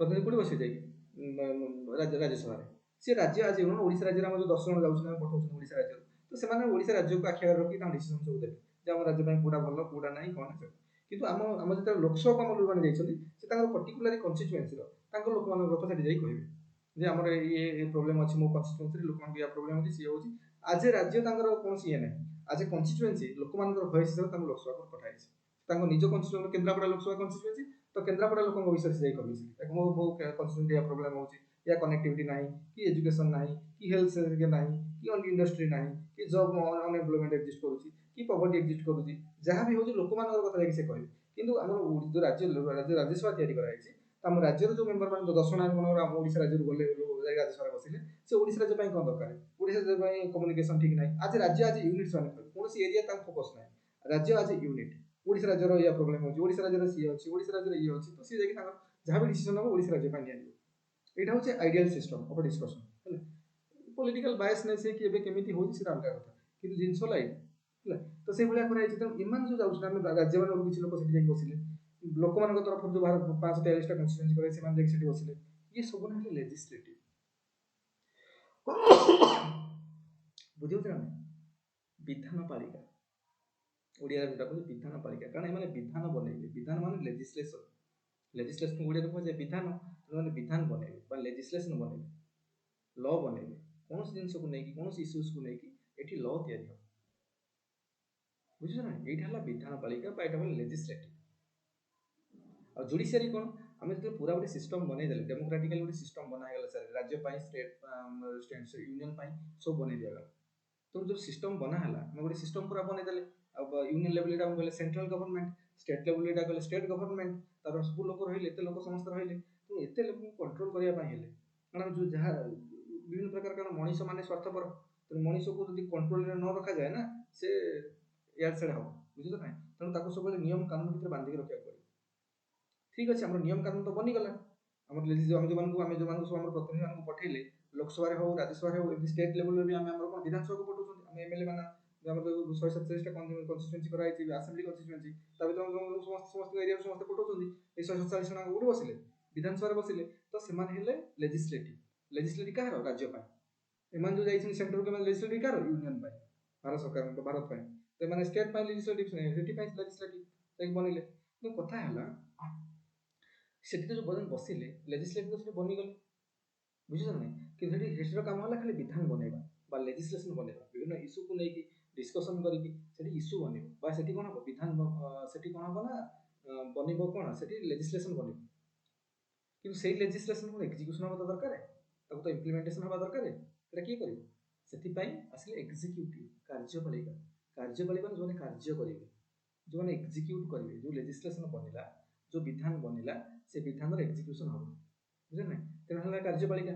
ତେଣୁ କାର୍ଯ୍ୟପାଳିକାରେ ବା ଏକ୍ଜିକ୍ୟୁଟିଭରେ ଆମର ଏକ୍ଜିକ୍ୟୁଟିଭ ହେଉଛି ଗଭର୍ଣ୍ଣମେଣ୍ଟ। କାରଣ ଯେଉଁ ଗଭର୍ଣ୍ଣମେଣ୍ଟ ସିଷ୍ଟମଟା ତିଆରି ହେଇଛି, ତାମାନେ କ'ଣ? ସେ ଏକ୍ଜିକ୍ୟୁସନ କରିବେ। ରୁଲ ବନେଇ ଦିଆଗଲା ବିଧାନମଣ୍ଡଳରେ, ବିଧାନପାଳିକାରେ, ତାକୁ ଆସିବ ଏକ୍ଜିକ୍ୟୁସନ କରିବାର ଅଛି। ତାକୁ ନେଇକି ରୁଲ ତ ବନିଗଲା, ତାକୁ ଠିକ ସେ ଲାଗୁ କରିବା ନେଇକି ବିଭିନ୍ନ ଜାଗାରେ ପୁଲିସ ପାଇଁ ରୁଲ ବନିଲା, କି ଏଜୁକେସନ ପାଇଁ ରୁଲ ବନିଲା, କମର୍ସିଆଲ ଆକ୍ଟିଭିଟିଜ ପାଇଁ ରୁଲ ବନିଲା, କି ପଭର୍ଟି ଇରାଡିକେସନ ପାଇଁ ରୁଲ ବନିଲା, କି ମାଇନରିଟିଜ ମାନଙ୍କ ପାଇଁ ରୁଲ ବନିଲା, କି ଯାହା ପାଇଁ ଆମର ବିଭିନ୍ନ, କି ଗାର୍ଲସ ମାନଙ୍କର ପ୍ରୋଟେକ୍ସନ ପାଇଁ ରୁଲ ବନିଲା, କି ସିଭିଲ ଆଭିଏସନ ପାଇଁ ରୁଲ ବନିଲା, କି ଇଣ୍ଡଷ୍ଟ୍ରିଜ ପାଇଁ ରୁଲ ବନିଲା, ମାଇନିଂ ପାଇଁ ରୁଲ ବନିଲା। ରୁଲ ସବୁ କୋଉଠି ବନିବ? ବିଧାନପାଳିକାରେ। ଲେଜିସ୍ଲେଚର ଯୋଉଟା ବା ଲେଜିସ୍ଲେଚର ଷ୍ଟେଟ ଲେଭେଲରେ ଆମର କହୁଛନ୍ତି, ଯୋଉଟା କ'ଣ କହୁଛି ଲେଜିସ୍ଲେଚର, ଆଉ ସେଠି କ'ଣ କହୁଛି ଷ୍ଟେଟ ଲେଭେଲରେ ଆମର ଲେଜିସ୍ଲେଚର, ବିଧାନ ମଣ୍ଡଳ, ଯୋଉଠି ବିଧାନସଭା, ବିଧାନ ପରିଷଦ ତା ପାର୍ଟ, ଆଉ ଗଭର୍ଣ୍ଣର ବି ପାର୍ଟ। କିନ୍ତୁ ବିଧାନ ପରିଷଦ ଆମ ଓଡ଼ିଶାରେ ନାହିଁ, ତେଣୁ ଆମର ଖାଲି ବିଧାନସଭାକୁ ଗଭର୍ଣ୍ଣର। ସେଇଭଳିଆ ୟୁନିୟନ ଲେଭେଲରେ ଯଦି ଆମେ କହିବା, ୟୁନିୟନ ଲେଭେଲରେ ରାଜ୍ୟସଭା, ଲୋକସଭା ଆଉ ପ୍ରେସିଡେଣ୍ଟ, ଏମାନେ ହେଲେ କ'ଣ? ଏମାନେ ହେଲେ ସଂସଦ, ଯୋଉଟାକୁ ଆମେ ୟୁନିୟନ ଲେଭେଲରେ ସଂସଦ କହୁଛନ୍ତି, ଏଠି ତାକୁ ବିଧାନ ମଣ୍ଡଳ କୁହାଯାଉଛି ଓଡ଼ିଶାରେ। ମାନେ ଷ୍ଟେଟ ଲେଭେଲରେ ବିଧାନ ମଣ୍ଡଳ ଏବଂ ୟୁନିୟନ ଲେଭେଲରେ ସଂସଦ କୁହାଯାଉଛି। ସଂସଦର କିଏ କିଏ ପାର୍ଟ? ରାଜ୍ୟସଭା, ଲୋକସଭା, ପ୍ରେସିଡେଣ୍ଟ। ତ ଏଇ ସବୁ ଏମାନେ ହେଲେ ନା ସବୁ ବିଧାନ ପାଳିକା ବା ଯୋଉଟାକୁ କହୁଛନ୍ତି ଲେଜିସ୍ଲେଟିଭ ସେମାନେ ସବୁ, ବା ବିଧାନ ପାଳିକା। ତ ବିଧାନ ପାଳିକାରେ ବିଧାନ ବନିଗଲା, ସେ ବିଧାନର ଏକ୍ଜିକ୍ୟୁସନ କେମିତି ହେବ? ଲାଗିବ ସବୁ ଜିନିଷରେ, ଓଡ଼ିଶାରେ ବିଭିନ୍ନ ଭାରତବର୍ଷର ବିଭିନ୍ନ ଜାଗାରେ ତାର ଯୋଉ ଏକ୍ଜିକ୍ୟୁସନ ହେବ, ସେଥିପାଇଁ ତିଆରି କରାଯାଇଛି ସିଷ୍ଟମ, ଯୋଉଟା ହେଲା ଗଭର୍ଣ୍ଣମେଣ୍ଟ। ଗଭର୍ଣ୍ଣମେଣ୍ଟ କାମ ହେଲା ତାକୁ ସବୁ ଲାଗୁ କରିବା ନେଇକି ବିଭିନ୍ନ ଜାଗାରେ। ଆଉ ଗଭର୍ଣ୍ଣମେଣ୍ଟକୁ ଚଳେଇବା ପାଇଁ ଯୋଉ ଲୋକମାନଙ୍କୁ ଦାୟିତ୍ୱ ଦିଆହେଇଛି, ସେମାନଙ୍କୁ କହୁଛି ଏକ୍ଜିକ୍ୟୁଟିଭ, ବୁଝିଲା? ତେଣୁ ମାନେ ପୁରା ଗଭର୍ଣ୍ଣମେଣ୍ଟ ଯୋଉ ସିଷ୍ଟମ ବନା ହେଇଗଲା ଓଡ଼ିଶା ରାଜ୍ୟ ପାଇଁ, ଓଡ଼ିଶା ଗଭର୍ଣ୍ଣମେଣ୍ଟ, ଭାରତ ସରକାରଙ୍କ ଭାରତ ଗଭର୍ଣ୍ଣମେଣ୍ଟ, ଉତ୍ତରପ୍ରଦେଶ ପାଇଁ ଉତ୍ତରପ୍ରଦେଶର ଗଭର୍ଣ୍ଣମେଣ୍ଟ, ୱେଷ୍ଟବେଙ୍ଗଲ ପାଇଁ ୱେଷ୍ଟବେଙ୍ଗଲ ଗଭର୍ଣ୍ଣମେଣ୍ଟ, ତେଲେଙ୍ଗାନା ପାଇଁ ତେଲେଙ୍ଗାନା ଗଭର୍ଣ୍ଣମେଣ୍ଟ, ତାମିଲନାଡୁ ଗଭର୍ଣ୍ଣମେଣ୍ଟ। ତ ପୁରା ସମସ୍ତେ ଯୋଉ ଗଭର୍ଣ୍ଣମେଣ୍ଟ ଷ୍ଟେଟରେ ସମସ୍ତେ ଅଲଗା ଅଲଗା ଗଭର୍ଣ୍ଣମେଣ୍ଟ ରହିଲା, ୟୁନିୟନ ଲେଭେଲରେ ଭାରତର ଗଭର୍ଣ୍ଣମେଣ୍ଟ ରହିଲା, ଭାରତ ସରକାରଙ୍କ ରହିଲା। ତ ଇଏ ଯୋଉ ପୁରା ସିଷ୍ଟମ ବନେଇ ଦିଆଗଲା, ପୁରା ଏଇ ସିଷ୍ଟମର କାମ କ'ଣ? ବିଧାନ ପାଳିକାରେ ଯାହା ଯାହା ତିଆରି ହେବ ଲେଜିସ୍ଲେସନ ବା ବିଧାନ ପ୍ରସ୍ତୁତ ହେବ, ତାର ଇମ୍ପ୍ଲିମେଣ୍ଟେସନ, ଏକ୍ଜିକ୍ୟୁସନ ସବୁ ହେବ ବିଭିନ୍ନ ଜାଗାରେ। ବା ଆମର ଷ୍ଟେଟ ଲେଭେଲରେ ଯୋଉ ଲେଜିସ୍ଲେସନ ତିଆରି ହେବ, ତାକୁ ଷ୍ଟେଟ ଲେଭେଲରେ ଆମ ଓଡ଼ିଶା ଷ୍ଟେଟର ବିଭିନ୍ନ ଜାଗାରେ ଲେଜିସ୍ଲେସନ ହେବ। କିନ୍ତୁ କିଏ କ'ଣ ବିଧାନ, ଆମର ୟୁନିୟନ ଲେଭେଲ ବି ହେଲା, ଷ୍ଟେଟ ଲେଭେଲ ବି ହେଲା, ତ କିଏ କୋଉ ବିଧାନ ମଣ୍ଡଳର କେମିତି କ'ଣ ବିଧାନ ପ୍ରସ୍ତୁତ କରିବେ, ସେଥିପାଇଁ ସିଡ୍ୟୁଲ ନମ୍ବର 7 ନମ୍ବର ସିଡ୍ୟୁଲରେ କୁହାଯାଇଛି ଯେ ୟୁନିୟନ ଲିଷ୍ଟ, ଯୋଉଠି ୟୁନିୟନର ଯୋଉ ବିଧାନ ପାଳିକା ଅଛି, ସେମାନେ ତାପରେ ରୁଲ ତିଆରି କରିବେ। ତାପରେ ଅଛି ଷ୍ଟେଟ ଲିଷ୍ଟ, ମାନେ ଷ୍ଟେଟର ରାଜ୍ୟର ଯୋଉ ବିଧାନ ପାଳିକା ଅଛି, ସେମାନେ ସେ ସବୁ ଜିନିଷ ତିଆରି ରୁଲ ବନେଇବେ। କନକରେଣ୍ଟ ଲିଷ୍ଟ, ଯୋଉଥିରେ ବୋଥ ଷ୍ଟେଟ ଗଭର୍ଣ୍ଣମେଣ୍ଟ ବି କରିପାରିବେ, କିନ୍ତୁ ରାଜ୍ୟ ସରକାର ରାଜ୍ୟର ବିଧାନ ପାଳିକା କରିପାରିବ, ୟୁନିୟନ ଲେଭେଲର ବିଧାନ ପାଳିକା ବି କରିପାରିବ। କିନ୍ତୁ ଯଦି କୋଉଠି କଣ୍ଟ୍ରାଡିକ୍ସନ୍ସ ହେଲା, କନଫ୍ଲିକ୍ଟ ହେଲା, ଦେନ୍ ୟୁନିୟନ ଲେଭେଲରେ ଯୋଉ ବିଧାନ ପାଳିକା ଯୋଉ ରୁଲ୍ସ ରେଗୁଲେସନ୍ସ ବା ଲେଜିସ୍ଲେସନ ବନେଇଥିବେ, that will be in force, ବୁଝିଲ? ତ this is the system Bharat, ଆମ ଦେଶରେ ଏଇଭଳିଆ ସିଷ୍ଟମ ଅଛି। କିନ୍ତୁ ଏଇ ଯୋଉ ବିଧାନ ମଣ୍ଡଳ ତିଆରି ହେଇଗଲା, ହଁ ମୁଁ କହୁଛି ଏବେ ସେଗୁଡ଼ା ମେନ୍ ହେଲା କ'ଣ? ଏବେ ଯୋଉ ବର୍ତ୍ତମାନ ଗଭର୍ଣ୍ଣମେଣ୍ଟ ତିଆରି ହେଇଗଲା, ସବୁଆଡେ ଗଭର୍ଣ୍ଣମେଣ୍ଟ ସିଷ୍ଟମ ବିଛେଇ ଦିଆଗଲା ଚାରିପଟେ। ଭାରତ ସରକାରଙ୍କର, ଓଡ଼ିଶା ସରକାର ସବୁ ଗଭର୍ଣ୍ଣମେଣ୍ଟ ଗୋଟେ ସିଷ୍ଟମ ବନେଇ ଦିଆଗଲା। କିନ୍ତୁ ସିଷ୍ଟମ ଚାଲିଲେ, ସିଷ୍ଟମର କାମ ହେଲା କ'ଣ? ଯୋଉ ବିଧାନ ପାଳିକାରେ ଯାହା ଯାହା ମାନଙ୍କର ଓଡ଼ିଶା ବିଧାନ ପାଳିକାରେ ଯାହା ଦିଅନ୍ତା ହେଲା, ତ ଓଡ଼ିଶା ଗଭର୍ଣ୍ଣମେଣ୍ଟର ଯୋଉ ସିଷ୍ଟମ ବନା ହେଇଛି, ସେମାନେ କାମ କରିବେ। ତାପରେ କି ୟୁନିୟନ ଲେଭେଲରେ ଯୋଉ ବିଧାନ ପାଳିକା ଅଛି ଆମର, ସେଠି ଯଦି କିଛିଟା ଲେଜିସ୍ଲେସନ ବନା ହେଲା, ତାର କାମ କୋଉଠି ହେବ? ୟୁନିୟନ ଲେଭେଲରେ ଯୋଉ ଗଭର୍ଣ୍ଣମେଣ୍ଟ ତିଆରି କରାଯାଇଛି, ବୁଝିଲା? ତେଣୁ ଗଭର୍ଣ୍ଣମେଣ୍ଟରେ ଯୋଉମାନେ କାମ କଲେ, ସେମାନେ ହେଲେ ଏକ୍ଜିକ୍ୟୁଟିଭ, ବୁଝିଲ ନା? କଥା ହେଲା ଏଇ ଯୋଉ ଏକ୍ଜିକ୍ୟୁଟିଭ ଗଭର୍ଣ୍ଣମେଣ୍ଟରେ ଯୋଉ କାମ କରିବ, ତେଣୁ ଯେହେତୁ ଆମର ଡେମୋକ୍ରାସି, ତ ଗଭର୍ଣ୍ଣମେଣ୍ଟ ମାନେ ସବୁ ଏକ୍ଜିକ୍ୟୁସନର ସବୁ ତଦାରଖ କରିବେ, ନୀତି ନିୟମ ଲଗେଇବେ, କୋଉଠି କ'ଣ ହବ ସବୁ ଜିନିଷ କରିବେ। ତ ସେଇଟା କେମିତି ହେଇପାରିବ? ସେଥିପାଇଁ ସୁପ୍ରିମ ପୋଷ୍ଟରେ ବା ବଡ଼ ବଡ଼ ପୋଷ୍ଟରେ, ମାନେ ଟପ୍ ଲେଭେଲ ପୋଷ୍ଟରେ, ଡିସିସନ ମେକର ପୋଷ୍ଟରେ ରଖା ହେଲା କୋଉମାନଙ୍କୁ? ଯୋଉମାନଙ୍କୁ ଆମେ ପଠେଇଛେ ଭୋଟ ଦେଇକି ହେଲା ଯେଉଁମାନଙ୍କୁ ଆମେ ନିର୍ବାଚିତ କରିକି ପଠେଇଛେ। ତେଣୁ କଥା ହେଲା ତାଙ୍କ ଭିତରୁ କାହାକୁ ଦିଆଯିବ, ମାନେ କେହି ପୋଷ୍ଟରେ କିଏ ରହିବ, ଆମର ପ୍ରଧାନମନ୍ତ୍ରୀ କାହାକୁ ଆମେ ସବୁଠୁ କହୁଛୁ ପ୍ରଧାନମନ୍ତ୍ରୀ ମେନ୍ ପୋଷ୍ଟରେ କି କୌଣସି କ୍ୟାବିନେଟ୍ ମିନିଷ୍ଟର ପୋଷ୍ଟରେ କାହାକୁ ରଖାହବ, ଏଇଟା କାହାକୁ ଦିଆଯିବ? ଏଇଟା ସବୁ ଦିଆଯିବ ସେଇ ଲୋକମାନଙ୍କୁ ଯେଉଁମାନେ ଯେଉଁ ଦଳର ଲୋକମାନେ ବେଶୀ ସଂଖ୍ୟାରେ ନିର୍ବାଚିତ ହେଇଛନ୍ତି। ତେଣୁ ସେମାନେ ଯେହେତୁ ଡେମୋକ୍ରାସି ମେଜରିଟିଟା ପ୍ରିଭେଲ୍ କରେ, ଯେଉଁ ପାର୍ଟିର ଲୋକମାନେ ବେଶୀ ସଂଖ୍ୟାରେ ନିର୍ବାଚିତ ହେଇକି ଯାଇଛନ୍ତି ସେମାନଙ୍କୁ ଚାନ୍ସ ମିଳିବ ଯେ ତମେ ଗଭର୍ଣ୍ଣମେଣ୍ଟର ଦାୟିତ୍ୱ ନିଅ, ଏଇ ଯେଉଁ ସିଷ୍ଟମ ବନା ହେଇଛି ସିଷ୍ଟମର ଦାୟିତ୍ୱ ତମେ ନିଅ। ତେଣୁ ତାଙ୍କୁ ମିଳିଲା ଦାୟିତ୍ୱ, ତ ସେମାନେ ଆସିଲା ପରେ ସେ ତାଙ୍କ ଭିତରୁ ଜଣକୁ ପ୍ରଧାନମନ୍ତ୍ରୀ କରିବେ, ବିଭିନ୍ନ ଡିପାର୍ଟମେଣ୍ଟର ମିନିଷ୍ଟର କରିବେ, ଗୋଟେ ମିନିଷ୍ଟର ପୋଷ୍ଟରେ ରଖିବେ। ତ ସେମାନେ ସବୁ ଏଇ ଯେଉଁ ଲେଜିସ୍ଲେସନ ବନା ହବ ତାଙ୍କର ସବୁର କେମିତି କ'ଣ ୟୁଜ୍ ହବ, କ'ଣ ଲାଗୁ ହବ, କ'ଣ ହବ କ'ଣ ନାହିଁ ସେସବୁ ଦେଖିବେ। ତା ମାନେ ଲେଜିସ୍ଲେଟିଭରେ ରହିଥିବା କିଛି ଲୋକ ସେମାନେ ବି ପଳେଇ ଆସୁଛନ୍ତି କୋଉଠିକି, ଲେଜିସ୍ଲେଟିଭରେ ଯେଉଁ ପାର୍ଟିର ଲୋକ ଅଧିକ ଥିବେ ସେଇ ପାର୍ଟିର ଲୋକମାନଙ୍କୁ ଚାନ୍ସ ମିଳିଲା ଯେ ତମେ ବର୍ତ୍ତମାନ ଗଭର୍ଣ୍ଣମେଣ୍ଟର ଦାୟିତ୍ୱ ନିଅ। ଆଉ ସେଇ ଯେଉଁମାନେ ଆସିକି କିଛି ମିନିଷ୍ଟର ହେଇଗଲେ ତାଙ୍କ ଭିତରୁ ଜଣେ ଆସିକି ପ୍ରାଇମ ମିନିଷ୍ଟର ହେଇଗଲା, କାରଣ ସେ prime minister B part of legislative, କାରଣ ସେ ବି ଗୋଟେ କନଷ୍ଟିଚ୍ୟୁଏନ୍ସିରୁ ନିର୍ବାଚିତ ହେଇକି ଯାଇକି ସେଠି ବସିଛନ୍ତି, ବୁଝିଲେ ନା? ତ ପ୍ରାଇମ ମିନିଷ୍ଟର ବର୍ତ୍ତମାନ ହେଇଗଲେ କୋଉଠିକି ପଳେଇ ଆସିଲେ, ଗଭର୍ଣ୍ଣମେଣ୍ଟକୁ ପଳେଇ ଆସିଲେ, ହି ଇଜ ଏକ୍ଜିକ୍ୟୁଟିଭ, କାରଣ ଗଭର୍ଣ୍ଣମେଣ୍ଟ ଫର୍ମେସନରେ ସେ ପାର୍ଟିସିପେଟ୍ କଲେ। ତାଙ୍କ ଭିତରୁ ଜଣେ କିଛି ଲୋକଙ୍କୁ କ୍ୟାବିନେଟ୍ ମିନିଷ୍ଟର ମିଳିଲା, ଦେ ଆର୍ ଅଲସୋ ଏକ୍ଜିକ୍ୟୁଟିଭ। ତାଙ୍କ ଭିତରୁ କିଛି ଜଣଙ୍କୁ ଷ୍ଟେଟ୍ ମିନିଷ୍ଟର ଦର୍ଜା ମିଳିଗଲା, ଦେ ଆର୍ ଅଲସୋ ଏକ୍ଜିକ୍ୟୁଟିଭ। କେତେ ଜଣ ଡେପୁଟି ମିନିଷ୍ଟର ଦର୍ଜା ମିଳିଗଲା, ଦେ ଆର୍ ଅଲସୋ ଏକ୍ଜିକ୍ୟୁଟିଭ। ତ ସେମାନେ ଏଇ ଯେଉଁ ଲୋକମାନେ ଯେଉଁ ଦିଆ ହେଲା ଯେ ବଡ଼ ବଡ଼ ପୋଷ୍ଟ ଯେଉଁମାନେ ସବୁ ରହିଲେ, ମାନେ ହୋମ୍ ଡିପାର୍ଟମେଣ୍ଟର ହାୟର ଲେଭେଲ କିଏ, minister, home minister Amit Shah ମନେକର ୟୁନିୟନ ଲେଭେଲରେ ହୋମ୍ ଡିପାର୍ଟମେଣ୍ଟରେ ଯାହା ହବ ସେ ନେବେ, କାରଣ ସେ ନିର୍ବାଚିତ ହେଇକି ଯାଇଛନ୍ତି। ତାଙ୍କ ଦଳ ବେଶୀ ଲୋକ ସଂଖ୍ୟା ତାଙ୍କୁ ମିଳିଛି, ତାଙ୍କୁ ତାଙ୍କ ଦଳ ତାଙ୍କୁ ଚୁଜ୍ ମାନେ ଚୁଜ୍ କଲେ ସିଏ ହବ ହୋମ୍ ମିନିଷ୍ଟର, ତେଣୁ ସେ ହୋମ୍ ମିନିଷ୍ଟର ପୋଜିସନରେ ରହିଲେ। ତେଣୁ ହୋମ୍ ମିନିଷ୍ଟର ପୁରା ଡିପାର୍ଟମେଣ୍ଟରେ ଯାହା ଆକ୍ଟିଭିଟି ହେବ ସିଏ ରେସ୍ପନ୍ସିବଲ୍, କାରଣ ଲୋକମାନଙ୍କ ଦ୍ୱାରା ସେ ନିର୍ବାଚିତ। He the supreme head of the home department. ସେଭଳିଆ ଫାଇନାନ୍ସ ଡିପାର୍ଟମେଣ୍ଟର ଜଣେ, ଡିଫେନ୍ସ ଡିପାର୍ଟମେଣ୍ଟର ଜଣେ, ସବୁ ଡିପାର୍ଟମେଣ୍ଟର ଜଣେ ଲୋକଙ୍କୁ ଦିଆ ଦାୟିତ୍ୱ ଦେଲା, ମିନିଷ୍ଟରଙ୍କୁ ଦାୟିତ୍ୱ ଦେଲା, ଦେ ଆର୍ ଏକ୍ଜିକ୍ୟୁଟିଭ ହେଲା। କିନ୍ତୁ ଗୋଟେ ମିନିଷ୍ଟର କ'ଣ ସବୁ କାମ କରିପାରିବ କି? ସିଏ ତ ମେନ୍ ଡିସିସନ ମେକିଂ ପୋଷ୍ଟରେ ରହିଲା, କିନ୍ତୁ ପରେ ଲୋୟର ଷ୍ଟେଜରେ ଆମକୁ ଗୁଡ଼ାଏ ଜିନିଷ କରିବାର ଆକ୍ଟିଭିଟିଜ କରିବାର ଅଛି, ସବୁ ଇମ୍ପ୍ଲିମେଣ୍ଟେସନ ହବ, ତଦାରଖ ହବ, ଡକୁମେଣ୍ଟେସନ ହବ, ଗୁଡ଼ାଏ ଆକ୍ଟିଭିଟିଜ ସବୁ ପରଫର୍ମ ହବ। ସେଥିପାଇଁ ଆଉ ସବୁବେଳେ ତ ଲୋକଙ୍କୁ, କାରଣ ଯେଉଁ ଲୋକମାନଙ୍କୁ ତ ଆମେ ରଖିପାରିବାନି, କିଛିଟା ଲୋକଙ୍କୁ ସେଥିପାଇଁ କ'ଣ କରାହେଲା ନା ପୋଷ୍ଟ ତିଆରି କରାହେଲା, ସବୁ ପୋଷ୍ଟ ତିଆରି କରାହେଲା ଯେ ଗଭର୍ଣ୍ଣମେଣ୍ଟର ଏଇ କାମ ସବୁ ଦରକାର ହେଉଛି, ଲୋକମାନଙ୍କୁ କରିବା ଦରକାର, ସେଥିପାଇଁ ପୋଷ୍ଟ ତିଆରି କରାହେଲା। ଆଉ ପୋଷ୍ଟ ମନେକର ଯେହେତୁ ଆମେ ଡେମୋକ୍ରାସିଟା ଲୋକମାନଙ୍କର ସମସ୍ତଙ୍କର ଅଧିକାର ଅଛି, ସମସ୍ତେ ଏଠି ପାର୍ଟିସିପେଟ୍ କରିପାରିବେ ହେଲା, ତ ଡେମୋକ୍ରାସିରେ ତ ତେଣୁ ସବୁ ଲୋକଙ୍କୁ ତ ଦରକାର ଚାକିରି, ମାନେ ପୋଷ୍ଟ କଲା ଚାକିରି ତିଆରି କରାହେଲା, ଲୋକମାନେ ଯାଇକି ସେ କାମ ସବୁ କରିବେ ସେଠି। ସେଠି ଜଣେ ଯାଇକି କ୍ଲରିକାଲ କାମ କରିବ, ଜଣେ ସେଠି ଯାଇକି ପିଅନ କାମ କରିବ, କି ସେଠି ଜଣେ ଯାଇକି ଅଫିସିଆଲ ଲେଭେଲର କି କୌଣସି ଡକୁମେଣ୍ଟେସନ କାମ କରିବ, କି ସେଠି ଯାଇକି ଜଣେ ମିନିଷ୍ଟରଙ୍କୁ ହେଲ୍ପ କରିବ, ତାଙ୍କ ଆକ୍ଟିଭିଟିଜ ପରଫର୍ମ କରିବାରେ ହେଲ୍ପ କରିବ, ତାଙ୍କୁ ଆଡଭାଇସ କରିବ। ଏସବୁ କାମ ପାଇଁ ଲୋକ ଦରକାର। ଆଉ ଲୋକ ଦରକାର ପାଇଁ ସିଷ୍ଟମରେ କ'ଣ ହେଲା, ସବୁ ପୋଷ୍ଟ ତିଆରି କରାହେଲା। ଆଉ ସେଇ ପୋଷ୍ଟ ଗୁଡ଼ାକରେ କିଏ ଯାଇକି ରହିବ? ଆମର ଲୋକମାନେ ଯାଇକି ରହିବେ। ଆମେ ଲୋକମାନଙ୍କୁ ଆମେ ସମସ୍ତେ ମିଶିକି ସିଷ୍ଟମ ବନେଇଛେ, ସେ ଆମ ଲୋକମାନେ ରହିବେ। କିନ୍ତୁ ତାଙ୍କୁ ଯେହେତୁ ପ୍ରବଳ ବହୁତ ସଂଖ୍ୟାରେ ଆମେ ଏଠି ଅଛେ, ମନେକର ଆମେ ଓଡ଼ିଶା ଭାରତବର୍ଷରେ ମନେକର 500 ଲୋକ ରହୁଥାନ୍ତି, ଆଉ କ'ଣ ଏକ୍ଜାମ ଦେବାକୁ ପଡ଼ନ୍ତା, ସେ କ'ଣ ତୁ ଆସା ଇଏ ଅଧିକ ପଡ଼ିଲା ଡିଫେନ୍ସ ସେକ୍ରେଟାରୀ କରିବେ, ତାକୁ ଇଏ କରିଦିଏ, ତାକୁ ସେ ସମସ୍ତେ ମିଳିଯାଆନ୍ତି, ମାନେ ଚାନ୍ସ ମିଳିଯାଆନ୍ତା ସମସ୍ତଙ୍କୁ। କିନ୍ତୁ ଯେହେତୁ ଆମେ ଏଠି ଏତେ ଗୁଡ଼ିଏ ଲୋକ ଅଛନ୍ତି, 121 କୋଟି ଲୋକ ଅଛନ୍ତି, ସମସ୍ତଙ୍କୁ ଚାକିରି ଦରକାର ନା, ତିଆରି ହେଲା ଏକ୍ଜାମିନେସନ ସିଷ୍ଟମ। ବିଭିନ୍ନ ପୋଷ୍ଟ ପାଇଁ ଭିନ୍ନ ଭିନ୍ନ ଏକ୍ଜାମିନେସନ କରାହଉଛି, ତ ତାଙ୍କ ଭିତରୁ ପିଲାମାନେ ସେ କଣ୍ଟେଷ୍ଟ କରିକି ତାଙ୍କୁ ଯେଉଁମାନେ ସିଲେକ୍ଟ ହେଉଛନ୍ତି ସେ ପୋଷ୍ଟରେ ଯାଇକି ବସୁଛନ୍ତି। ସେଥିପାଇଁ ମନେକର ବହୁତ କମ୍ ଲୋକ ରହିବେ, ଆଉ ଏକ୍ଜାମ କ'ଣ ଦରକାର, ଜଣେ ଟିଚର ଦରକାର ଅଛି, ନେଇ ଆସ ସେ ଟିଚର ପାଠ ପଢ଼ୁ, କି ଗୋଟେ ସେକ୍ରେଟାରୀ ଦରକାର ଅଛି, ତମେ ସେକ୍ରେଟାରୀ ହୁଅ, ହୋମ୍ ମିନିଷ୍ଟରଙ୍କ ସେକ୍ରେଟାରୀ ହୁଅ, ପ୍ରାଇମ ମିନିଷ୍ଟରଙ୍କ ସେକ୍ରେଟାରୀ ହୁଅ। ଯଦି ମନେକର ଏତେ ବହୁତ କମ୍ ଲୋକ ଇଣ୍ଡିଆରେ ଥାନ୍ତେ, ଆଉ କାହିଁକି ଏକ୍ଜାମ ହୁଅନ୍ତା, କ'ଣ ହୁଅନ୍ତା? ସେଥିପାଇଁ ଆମର ଏଇ ଯେଉଁ ସିଷ୍ଟମ ଆମେ ଯେଉଁମାନେ ବନେଇଛେ, ଆମ ଭିତରୁ ଲୋକ ଯାଇକି ଥ୍ରୁ ପରୀକ୍ଷାରେ ମାନେ ଏକ୍ଜାମରେ କ୍ୱାଲିଫାଏ ହେଇକି ଯାଇକି ସେଠି ବସିଲେ। କିଛିଟା ଲୋକ ଯାଇକି ଲୋକଙ୍କୁ ମାନେ କ'ଣ ଡକୁମେଣ୍ଟେସନ କାମ କଲେ, ମିନିଷ୍ଟରଙ୍କୁ ହେଲ୍ପ କଲେ, ତ ତାଙ୍କୁ ବିଭିନ୍ନ ଭିନ୍ନ ପୋଷ୍ଟରେ ହାୟରାର୍କି ତିଆରି କରାହେଲା।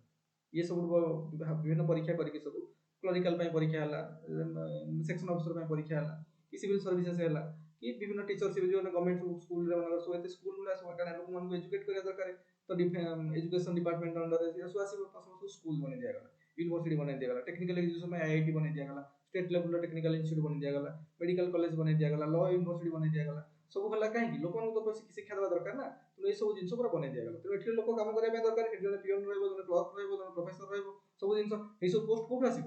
ସବୁ ଆମର ଏଇ ଡେମୋକ୍ରାସିରୁ ଆମେ ଯେଉଁ ଲୋକମାନେ ଅଛନ୍ତି ତାଙ୍କ ଭିତରେ ଫିଲ୍ଅପ୍ ହବ, ଆଉ ସେଥିପାଇଁ ପରୀକ୍ଷା ସିଷ୍ଟମ ସବୁ ରହିଲା। ତେଣୁ ଆମ ତାମାନେ ଗଭର୍ଣ୍ଣମେଣ୍ଟ ସିଷ୍ଟମକୁ ଆକ୍ଟିଭେଟ୍ କରିବାକୁ ହେଲେ ବା ଯେଉଁ ସିଷ୍ଟମ ବନେଇ ଦିଆଗଲା, ଏଟା ସବୁ ଗଭର୍ଣ୍ଣମେଣ୍ଟର ପାର୍ଟ। ଗୋଟେ primary school is a part of the government organisation. କାହିଁକି କହିଲେ ଗଭର୍ଣ୍ଣମେଣ୍ଟ ଅର୍ଗାନାଇଜେସନ? କାରଣ ଗଭର୍ଣ୍ଣମେଣ୍ଟ ସେଟା ପ୍ରୋଭାଇଡ କରୁଛି ଲୋକମାନଙ୍କୁ ଶିକ୍ଷିତ କରିବା ପାଇଁ। କି କଲେଜ ହେଲା ତ ଗଭର୍ଣ୍ଣମେଣ୍ଟ ତରଫରୁ ସେଟା ସବୁ କରାହଉଛି। ତେଣୁ ସେଇ ଯେଉଁ ପୋଷ୍ଟରେ ଯେଉଁମାନେ ବି ରହୁଛନ୍ତି ଦେୟାର ଅଲସୋ ଗଭର୍ଣ୍ଣମେଣ୍ଟ ତରଫରୁ ସେମାନେ ସବୁ ଏକ୍ସାମିନେସନ୍ ଦ୍ୱାରା ପାସ୍ ହେଇକି ଯାଇକି ଅଛନ୍ତି, ଏମାନେ ବି ସବୁ ଏକ୍ଜିକ୍ୟୁଟିଭ୍। କିନ୍ତୁ ଯେ ପଲିଟିକାଲ ଲିଡରସିପ୍ରେ ଯେଉଁମାନେ ହାୟର ପୋଷ୍ଟରେ ସବୁବେଳେ ପଲିଟିକାଲ ଲୋକ ରହିବେ, କ'ଣ ପାଇଁ ନା ବିକଜ ଅଫ୍ ଡେମୋକ୍ରାସି, ଲୋକମାନଙ୍କ ଦ୍ୱାରା ଶାସନ ଏଇଟା, ଆଉ ଲୋକମାନଙ୍କ ଦ୍ୱାରା ପ୍ରତିନିଧି ଯିଏ ସେଇ ହାଇ ପୋଷ୍ଟରେ ରହିବ, ଲୋକମାନେ ତାକୁ ପଠେଇଛନ୍ତି ଯେହେତୁ, ତେଣୁ ସେ ହାଇ ପୋଷ୍ଟରେ ସବୁ ରହିଲେ। ତାଙ୍କୁ ହେଲ୍ପ କରିବା ପାଇଁ, ତାଙ୍କ ଏକ୍ଜିକ୍ୟୁସନରେ ହେଲ୍ପ କରିବା ପାଇଁ, ଇମ୍ପ୍ଲିମେଣ୍ଟ ଆମ ଯାହା ଯେଉଁ ବିଧାନ ତିଆରି ହେବ ବିଧାନ ପାଳିକା ଦ୍ୱାରା, ତାକୁ ଇମ୍ପ୍ଲିମେଣ୍ଟେସନ କରିବା ପାଇଁ, ତାର ଏକ୍ଜିକ୍ୟୁସନ ପାଇଁ ପ୍ରପର ଲୋକ ଗୋଟେ ଅଫିସର ଲେଭେଲର କାର୍ଯ୍ୟକାରୀ ଲୋକ କରିବା ଦରକାର। ତେଣୁ ସବୁ ଗଭର୍ଣ୍ଣମେଣ୍ଟ ଏମ୍ପ୍ଲୟି ତିଆରି କରାଯାଇଛି। ଗୋଟେ ମେଡିକାଲରେ କାମ କରିବ, ଆମକୁ ମେଡିକାଲ ଲୋକଙ୍କୁ ବି ଫାସିଲିଟି ଦେବାର ଅଛି, ତେଣୁ ଡକ୍ଟର୍ସ ମାନେ କାମ କରିବେ, ତାଙ୍କୁ ସବୁ ଗଭର୍ଣ୍ଣମେଣ୍ଟ ତରଫରୁ ମେଡିକାଲ ତିଆରି କରି ଦିଆଗଲା। ତ ସେଠି ସବୁ ଡକ୍ଟରମାନଙ୍କୁ ଆପଏଣ୍ଟ କରିଦେଲା, ନର୍ସ ମାନଙ୍କୁ ଆପଏଣ୍ଟ କରି ଦିଆଗଲା, କମ୍ପାଉଣ୍ଡର ମାନଙ୍କୁ ଆପଏଣ୍ଟ କରିଦେଲା, କ୍ଲରିକାଲ ଷ୍ଟାଫକୁ ଆପଏଣ୍ଟ କରିଦେଲା, ପିଅନ୍ସ ମାନଙ୍କୁ ଯେତେ ଯାହା ଦରକାର ସବୁ ଆପଏଣ୍ଟମେଣ୍ଟ ଦିଆଗଲା। ଦେ ଆର୍ ଅଲସୋ ଏକ୍ଜିକ୍ୟୁଟିଭ୍। କିନ୍ତୁ ଦେ ଆର୍ ପରମାନେଣ୍ଟ ଏକ୍ଜିକ୍ୟୁଟିଭ୍। କ'ଣ ପାଇଁ କିନା ସେମାନେ ଚାକିରି କରୁଛନ୍ତି, ଗୋଟେ ଏକ୍ସାମିନେସନ କ୍ଲିୟର କରିକି ସେ ଯେହେତୁ ଚାକିରି କରୁଛନ୍ତି, ତ ସେମାନେ କ'ଣ ମାନେ ଦରମା ନେଇକି କାମ କରୁଛନ୍ତି। ତେଣୁ ସେ ତାଙ୍କର ସେଇଠି କ'ଣ ସେଇ କାମଟାକୁ, କାରଣ ସେଇ କାମର ସେମାନେ ଡିସିସନ ମେକର୍ସ ନୁହଁ। ଡିସିସନ ମେକର୍ସ କିଏ? Political leader. ପଲିଟିକାଲ ଲିଡର ମାନେ ଯୋଉଠି ଆମର ଡିସିସନଟା ପ୍ରକୃତରେ ଆମର ଡିସିସନଟା କୋଉଠି ହେଉଛି? ଲେଜିସ୍ଲେଟିଭରେ, ବିଧାନ ପାଳିକାରେ। ବିଧାନ ପାଳିକାରେ ଡିସିସନ ନିଆଯିବ। ଆଚ୍ଛା, ଲୋକ ବେଶୀ ଫିମେଲ ମନେକର ଯୋଉ ଫିମେଲ ଭ୍ରୂଣ ହତ୍ୟା ବହୁତ ବଢିଗଲା, ତାପରେ ଲେଜିସ୍ଲେସନ ବନିବ। କୋଉଠି ବନିବ? ବିଧାନ ପାଳିକାରେ। ତ ବିଧାନ ପାଳିକାରେ ଲେଜିସ୍ଲେସନ ବନିଗଲା, ରାଷ୍ଟ୍ରପତିଙ୍କ ଦ୍ୱାରା ସାଇନ୍ ହେଇଗଲା, କି ଆମର ଷ୍ଟେଟ୍ ଲେବୁଲରେ ଗଭର୍ଣ୍ଣରଙ୍କ ଦ୍ୱାରା ସାଇନ୍ ହେଇଗଲା, ସେଟା ପଳେଇ ଆସିବ କୋଉଠି? କାର୍ଯ୍ୟପାଳିକା। କାର୍ଯ୍ୟପାଳିକା ମାନେ ଗଭର୍ଣ୍ଣମେଣ୍ଟ। ଗଭର୍ଣ୍ଣମେଣ୍ଟ ପାଖକୁ ପଳେଇ ଆସିଲା, ସେମାନେ ଏଟାକୁ ଏକ୍ଜିକ୍ୟୁଟ କରିବେ, ଲାଗୁ କରାଇବେ। ସେଥିପାଇଁ ବିଭିନ୍ନ ଅର୍ଗାନାଇଜେସନ, ବିଭିନ୍ନ ସେଟଅପ୍ ସବୁ ବନା ହେଇଛି, ପୁରା ଥ୍ରୁ ଆଉଟ୍ କଣ୍ଟ୍ରି, ରାଜ୍ୟ ଚାରିଆଡେ ସବୁ ସେଟଅପ୍ ବନା ହେଇଛି। ରୁଲ୍ସ ତିଆରି ହେଇଗଲା। ଆଚ୍ଛା, ତାପରେ ରୁଲ୍ ବନିଗଲା, ଲାଗୁ ହେଇଗଲା, ଆମେ ସବୁ ଏମ୍ପ୍ଲୟି ରହିଗଲେ। ବର୍ତ୍ତମାନ ବିଭିନ୍ନ ଜାଗାରେ ଯେଉଁ ବିଭିନ୍ନ ରିକ୍ୱାରମେଣ୍ଟ ହେଲା, ଆମର ଯେଉଁ ପୋଷ୍ଟ ସବୁ ଲଗା ହେଲା, ମାନେ ଯେତେ ଗଭର୍ଣ୍ଣମେଣ୍ଟ ଏମ୍ପ୍ଲୟି କାମ କଲେ ସମସ୍ତେ ହେଲେ ଏକ୍ଜିକ୍ୟୁଟିଭ ହେଲା। କିନ୍ତୁ ଦେ ଆର୍ ପରମାନେଣ୍ଟ ଏକ୍ଜିକ୍ୟୁଟିଭ। ଯେହେତୁ ସେମାନେ ଗୋଟେ ସମୟ ସୀମା କାମ କରିବେ, ରିଟାୟାରମେଣ୍ଟ ବା 62-63 ବର୍ଷ ଯାହା ବି ରଖା ହେଇଛି, ଏତିକି ବର୍ଷ ପର୍ଯ୍ୟନ୍ତ ସେମାନେ କାମ କରିବେ, ତ ସେଇ ସମୟ ପର୍ଯ୍ୟନ୍ତ ସେମାନେ ସାଲାରୀ ନେଇକି ପ୍ରତି ମନ୍ଥଲି ବେସିସରେ ସାଲାରୀ ନେଇକି କାମ କରିବେ। ତାଙ୍କର କାମ ହେଲା ଯୋଉ ରୁଲ୍ସ ରେଗୁଲେସନ ସବୁ ବନା ହେଇଯାଇଛି ବିଧାନ ପାଳିକା ଦ୍ୱାରା, ଆଉ ସେଇଟା ଆଉ କିଛିଟା ଯୋଉ ପଲିଟିକାଲ ଲିଡର ତଦାରଖରେ ଅଛନ୍ତି, ଯେଉଁମାନେ ଗଭର୍ଣ୍ଣମେଣ୍ଟରେ ପାର୍ଟିସିପେଟ୍ କରୁଛନ୍ତି, ଯେଉଁମାନଙ୍କର ଗଭର୍ଣ୍ଣମେଣ୍ଟ ଫର୍ମେସନରେ ପାର୍ଟିସିପେଟ୍ କରୁଛନ୍ତି, ଯେଉଁମାନଙ୍କର ସଂଖ୍ୟା ବିଧାନ ପାଳିକାରେ ଅଧିକା, ସେଇଠୁ ତାଙ୍କ ଭିତରୁ କିଛି ଲୋକ ଆସିକି ଯୋଉଠି ପାର୍ଟିସିପେଟ୍ କରିକି ଅଛନ୍ତି, ମନ୍ତ୍ରୀ ସବୁ ହେଇଛନ୍ତି, ସେମାନଙ୍କ ଅଣ୍ଡରରେ ପୁରା ସିଷ୍ଟମ କାମ କରିବ ହେଲା। କିନ୍ତୁ ସେମାନେ ଯେଉଁମାନେ ପଲିଟିକାଲ ଲୋକ ଯେଉଁମାନେ ଆସିକି ଏଠି ପାର୍ଟିସିପେଟ୍ କରିକି ଅଛନ୍ତି, ସେମାନେ ବି ଏକ୍ଜିକ୍ୟୁଟିଭ, କିନ୍ତୁ ସେମାନେ ହେଲେ ଟେମ୍ପୋରାରୀ ଏକ୍ଜିକ୍ୟୁଟିଭ। 5 ବର୍ଷ ଯାଏ ସେମାନେ ଏକ୍ଜିକ୍ୟୁଟିଭ, 5 ବର୍ଷ ପରେ ସେମାନେ ପୁଣି ଆଉଥରେ ଲୋକମାନଙ୍କ ପାଖକୁ ଯାଇକି ଇଲେକ୍ଟେଡ୍ ହେବାକୁ ପଡ଼ିବ। ଯଦି ତାଙ୍କୁ ଲୋକମାନେ ପସନ୍ଦ ନ କଲେ, ନ ଦେଖିଲେ ଏମାନଙ୍କର କାମ ଠିକ ନାହିଁ, କାର୍ଯ୍ୟପାଳିକା କାମ ତାଙ୍କୁ ଦେଇଥିଲେ, କାର୍ଯ୍ୟପାଳିକା ମାନେ ପୁରା ଗଭର୍ଣ୍ଣମେଣ୍ଟ ଦାୟିତ୍ୱ ମାନଙ୍କୁ ଦିଆ ହେଇଥିଲା, ଇଏ କରିପାରିଲେନି, କି ମାନଙ୍କର କୋଉ ଲୋକ ଯେ ଆମ ତରଫରୁ ଯାଇଥିଲା, ଇଏ ଠିକ କାମ କରିପାରିଲାନି, ତାକୁ ଛାଡ଼ ଆଉ ପଠେଇବେ। ତେଣୁ ଆଉ ଜଣେ ଯିବାର ସମ୍ଭାବନା ଅଛି।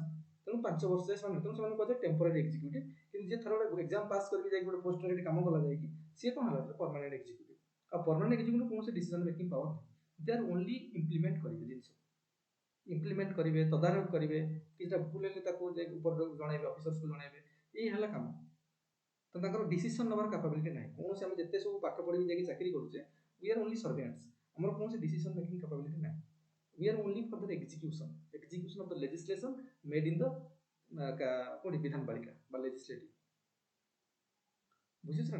तेणु ये ହେଲା ପୁରା କାର୍ଯ୍ୟପାଳିକା। ତେଣୁ ସବୁବେଳେ ଜାଣିବା ଦରକାର ଯେ ବିଧାନ ପାଳିକା କୋଉଟା, କାର୍ଯ୍ୟପାଳିକା କୋଉଟା। ମନେକର କୌଣସି ଯୋଉ ରୁଲ୍ସ ତିଆରି ହେଲା, ତାର ଭାয়োଲେସନ ହେଇଗଲା, ତ ଭାয়োଲେସନ ହେଇଗଲା ମାନେ କାର୍ଯ୍ୟପାଳିକା ଯିଏ, କାର୍ଯ୍ୟପାଳିକାର ବିଭିନ୍ନ ପୋଲିସ ଷ୍ଟେସନ କରାହେଲା, କି ବିଭିନ୍ନ ହାଇ କରାଯାଇଛି, ବିଭିନ୍ନ ଅର୍ଗାନାଇଜେସନ କରାଯାଇଛି, ଯେ କି ଜିନିଷକୁ ଏନଫୋର୍ସମେଣ୍ଟ କରିବେ। ଆଚ୍ଛା, ତମେ ମନେକର ହିନ୍ଦୁ ଆକ୍ଟର ଅଛି, ଜଣେ ଗୋଟେ ନାରୀକୁ ମ୍ୟାରେଜ କରିପାରିବ, ଗୋଟେ ଲୋକ ହିନ୍ଦୁ ଲୋକଟେ କହିବ 5 ଜଣଙ୍କୁ ମ୍ୟାରେଜ କରିବି, ତ ଦ୍ୟାଟ୍ ଇଜ ଏଗେନ୍ଷ୍ଟ ଦ କ'ଣ ଲେଜିସ୍ଲେସନ ମେଡ୍ ଇନ୍ ଦ ପାର୍ଲାମେଣ୍ଟ, ଯୋଉ ବିଧାନ ପାଳିକା ଦ୍ୱାରା ଯୋଉ ନିୟମ ପ୍ରସ୍ତୁତ କରାଯାଇଛି, ତା ଦ୍ୱାରା ଏଗେନ୍ଷ୍ଟରେ ଗଲା। ତ କିଏ କାର୍ଯ୍ୟପାଳିକା ଆକ୍ଟିଭେଟ୍ ହବ? ବର୍ତ୍ତମାନ କାର୍ଯ୍ୟପାଳିକା ଆକ୍ଟିଭେଟ୍ ହବ ନା, ପୋଲିସ ଷ୍ଟେସନ ହେଉଛି କାର୍ଯ୍ୟପାଳିକାର ଗୋଟେ ପାର୍ଟ, ସେମାନେ ଆକ୍ଟିଭେଟ୍ ହେଲେ। ତମେ କାହିଁ ମାନିଲ? ତମକୁ ନେଇ ଚାଲିଲେ, ନେଇ ଜେଲରେ ରଖିଲେ। ଯଦି ତମେ ଗୋଟେ ସୋସାଇଟିର ବା ଗଭର୍ଣ୍ଣମେଣ୍ଟ ସିଷ୍ଟମ ଦ୍ୱାରା ତିଆରି କରାଯାଇଥିବା ଲକୁ ମାନିଲନି, ତମେ ଡିବେଟ୍ କଲ, ତମକୁ ନେଇକି ରଖାହେଲା ପନିଶମେଣ୍ଟ ପାଇଁ, ନେଇଗଲେ ସେମାନେ। କିନ୍ତୁ କଥା ହେଲା କାର୍ଯ୍ୟପାଳିକା ଯେ ଠିକ ସେ କରିବ, ସେଇଟା ପୁଣି କେମିତି କରିବ?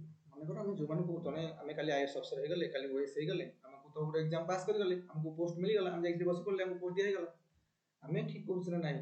କାରଣ ଯୋଉ ଲୋକମାନଙ୍କ ପାଇଁ ଯାହା ବି ଯେତେ ଜିନିଷ ସବୁ ହେଇଛି, ଭାରତ ବର୍ଷରେ ହଉ କି ଓଡ଼ିଶା ସରକାରଙ୍କ ଓଡ଼ିଶାରେ ହଉ କି ଯୋଉଠି ଯଦି ଆମ ପୁରା ଭାରତ ବର୍ଷରେ ଯୋଉଠି ଯାହା ହେଇଛି, ସବୁ ହେଇଛି ଲୋକମାନଙ୍କର ହିତ ସାଧନ ପାଇଁ, ଲୋକମାନଙ୍କର ଲାଇଫକୁ ଇଜି କରିବା ପାଇଁ, ଲୋକମାନଙ୍କୁ ହେଲ୍ପ କରିବା ପାଇଁ, ତାଙ୍କ ଜୀବନ ଲାଇଫଷ୍ଟାଇल को इजी କରିବା ପାଇଁ ତାଙ୍କର ସେବା କରିବା ପାଇଁ ଏଇ ଜିନିଷ ସବୁ ବନା ହେଇଛି।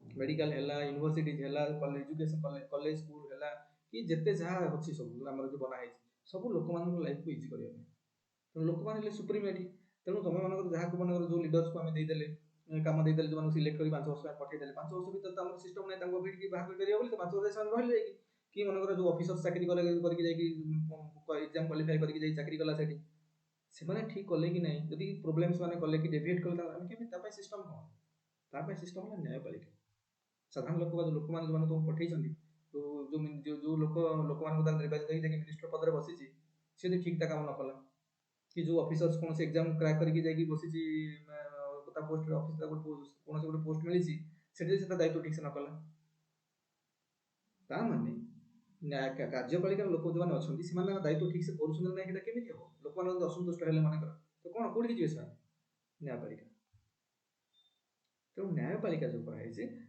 जो आम संविधान में न्यायपालिका को स्वतंत्र स्थान दि जाए ना से कौन विधानपालिका अंडर आसूसी ना से कौन कार्यपालिका अंडर आसो तार स्वतंत्र स्थान से इंडिपेंडेंटली काम करेंगे आम पूरा जो न्याय खसड़ा आम देखा न्याय खसड़ा न्यायपालिका जो पूरा भारत वर्ष इंटीग्रेटेड न्यायपालिका आमर केमी आम से पढ़ला पढ़ा कि बर्तमान कथड़ा है मनकर तुमको कौन दायित्व मानल कि तुम मानिच भूल तुमको गोटे फसैक तुमको नहीं बांधिक नहीं रखी कौटी तुमको नहीं बांधिक नहीं रखीदे कौट रखिले जेल नहीं गले कार्यपालिका कार्यपालिका मैंने एक्जिक्यूटिव मैंने पुलिस अफिसर भी एक्जिक्यूटिव गोटे से नहीं तुमको बांधिक रखिले फसैले तो तुम पाखे कौन ऑप्शन रहा तो कि तुमको तुम इनोसेंस प्रूव कर तुम तो कहीं काम कर तुम भूल नहीं रखाई तुम केमी इनोसेंस प्रूव कर तो कौटी अप्रोच कर न्यायपालिका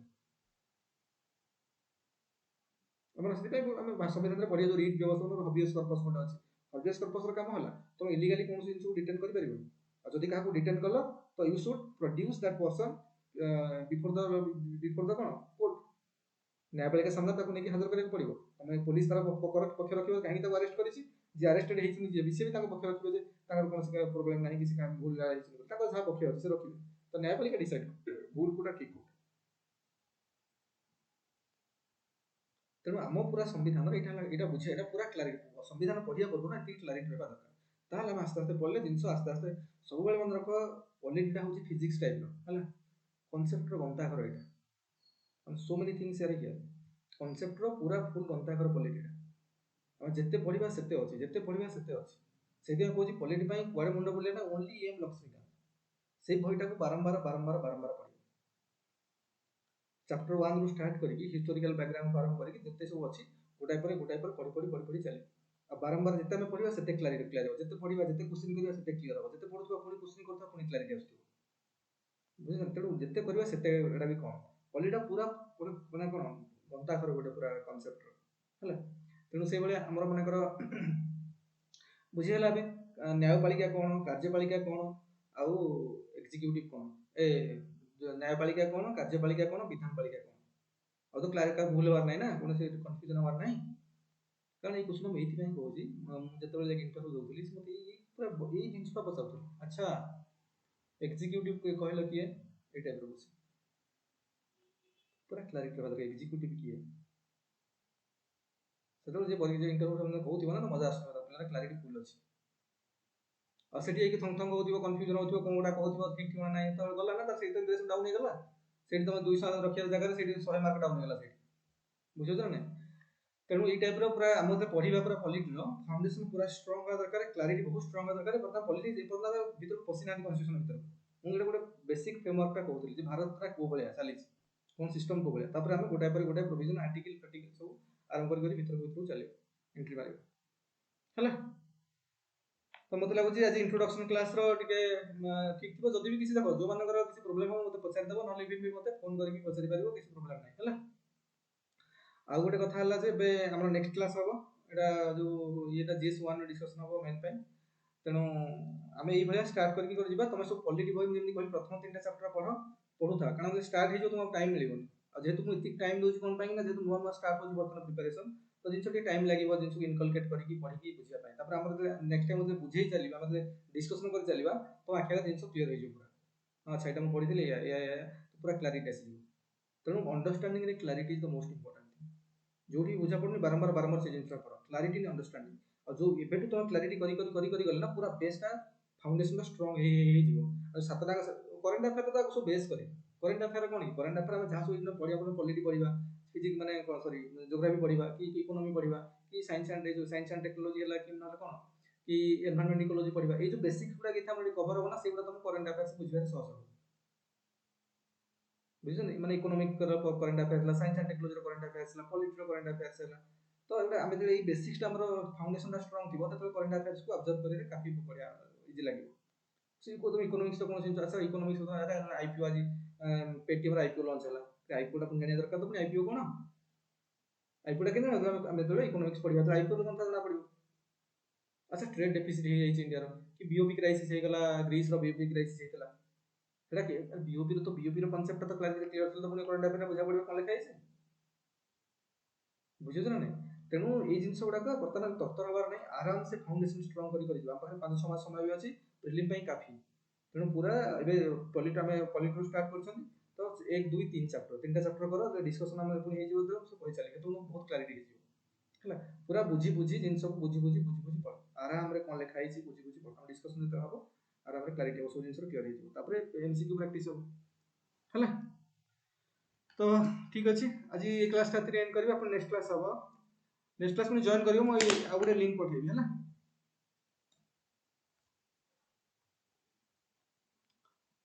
ओके।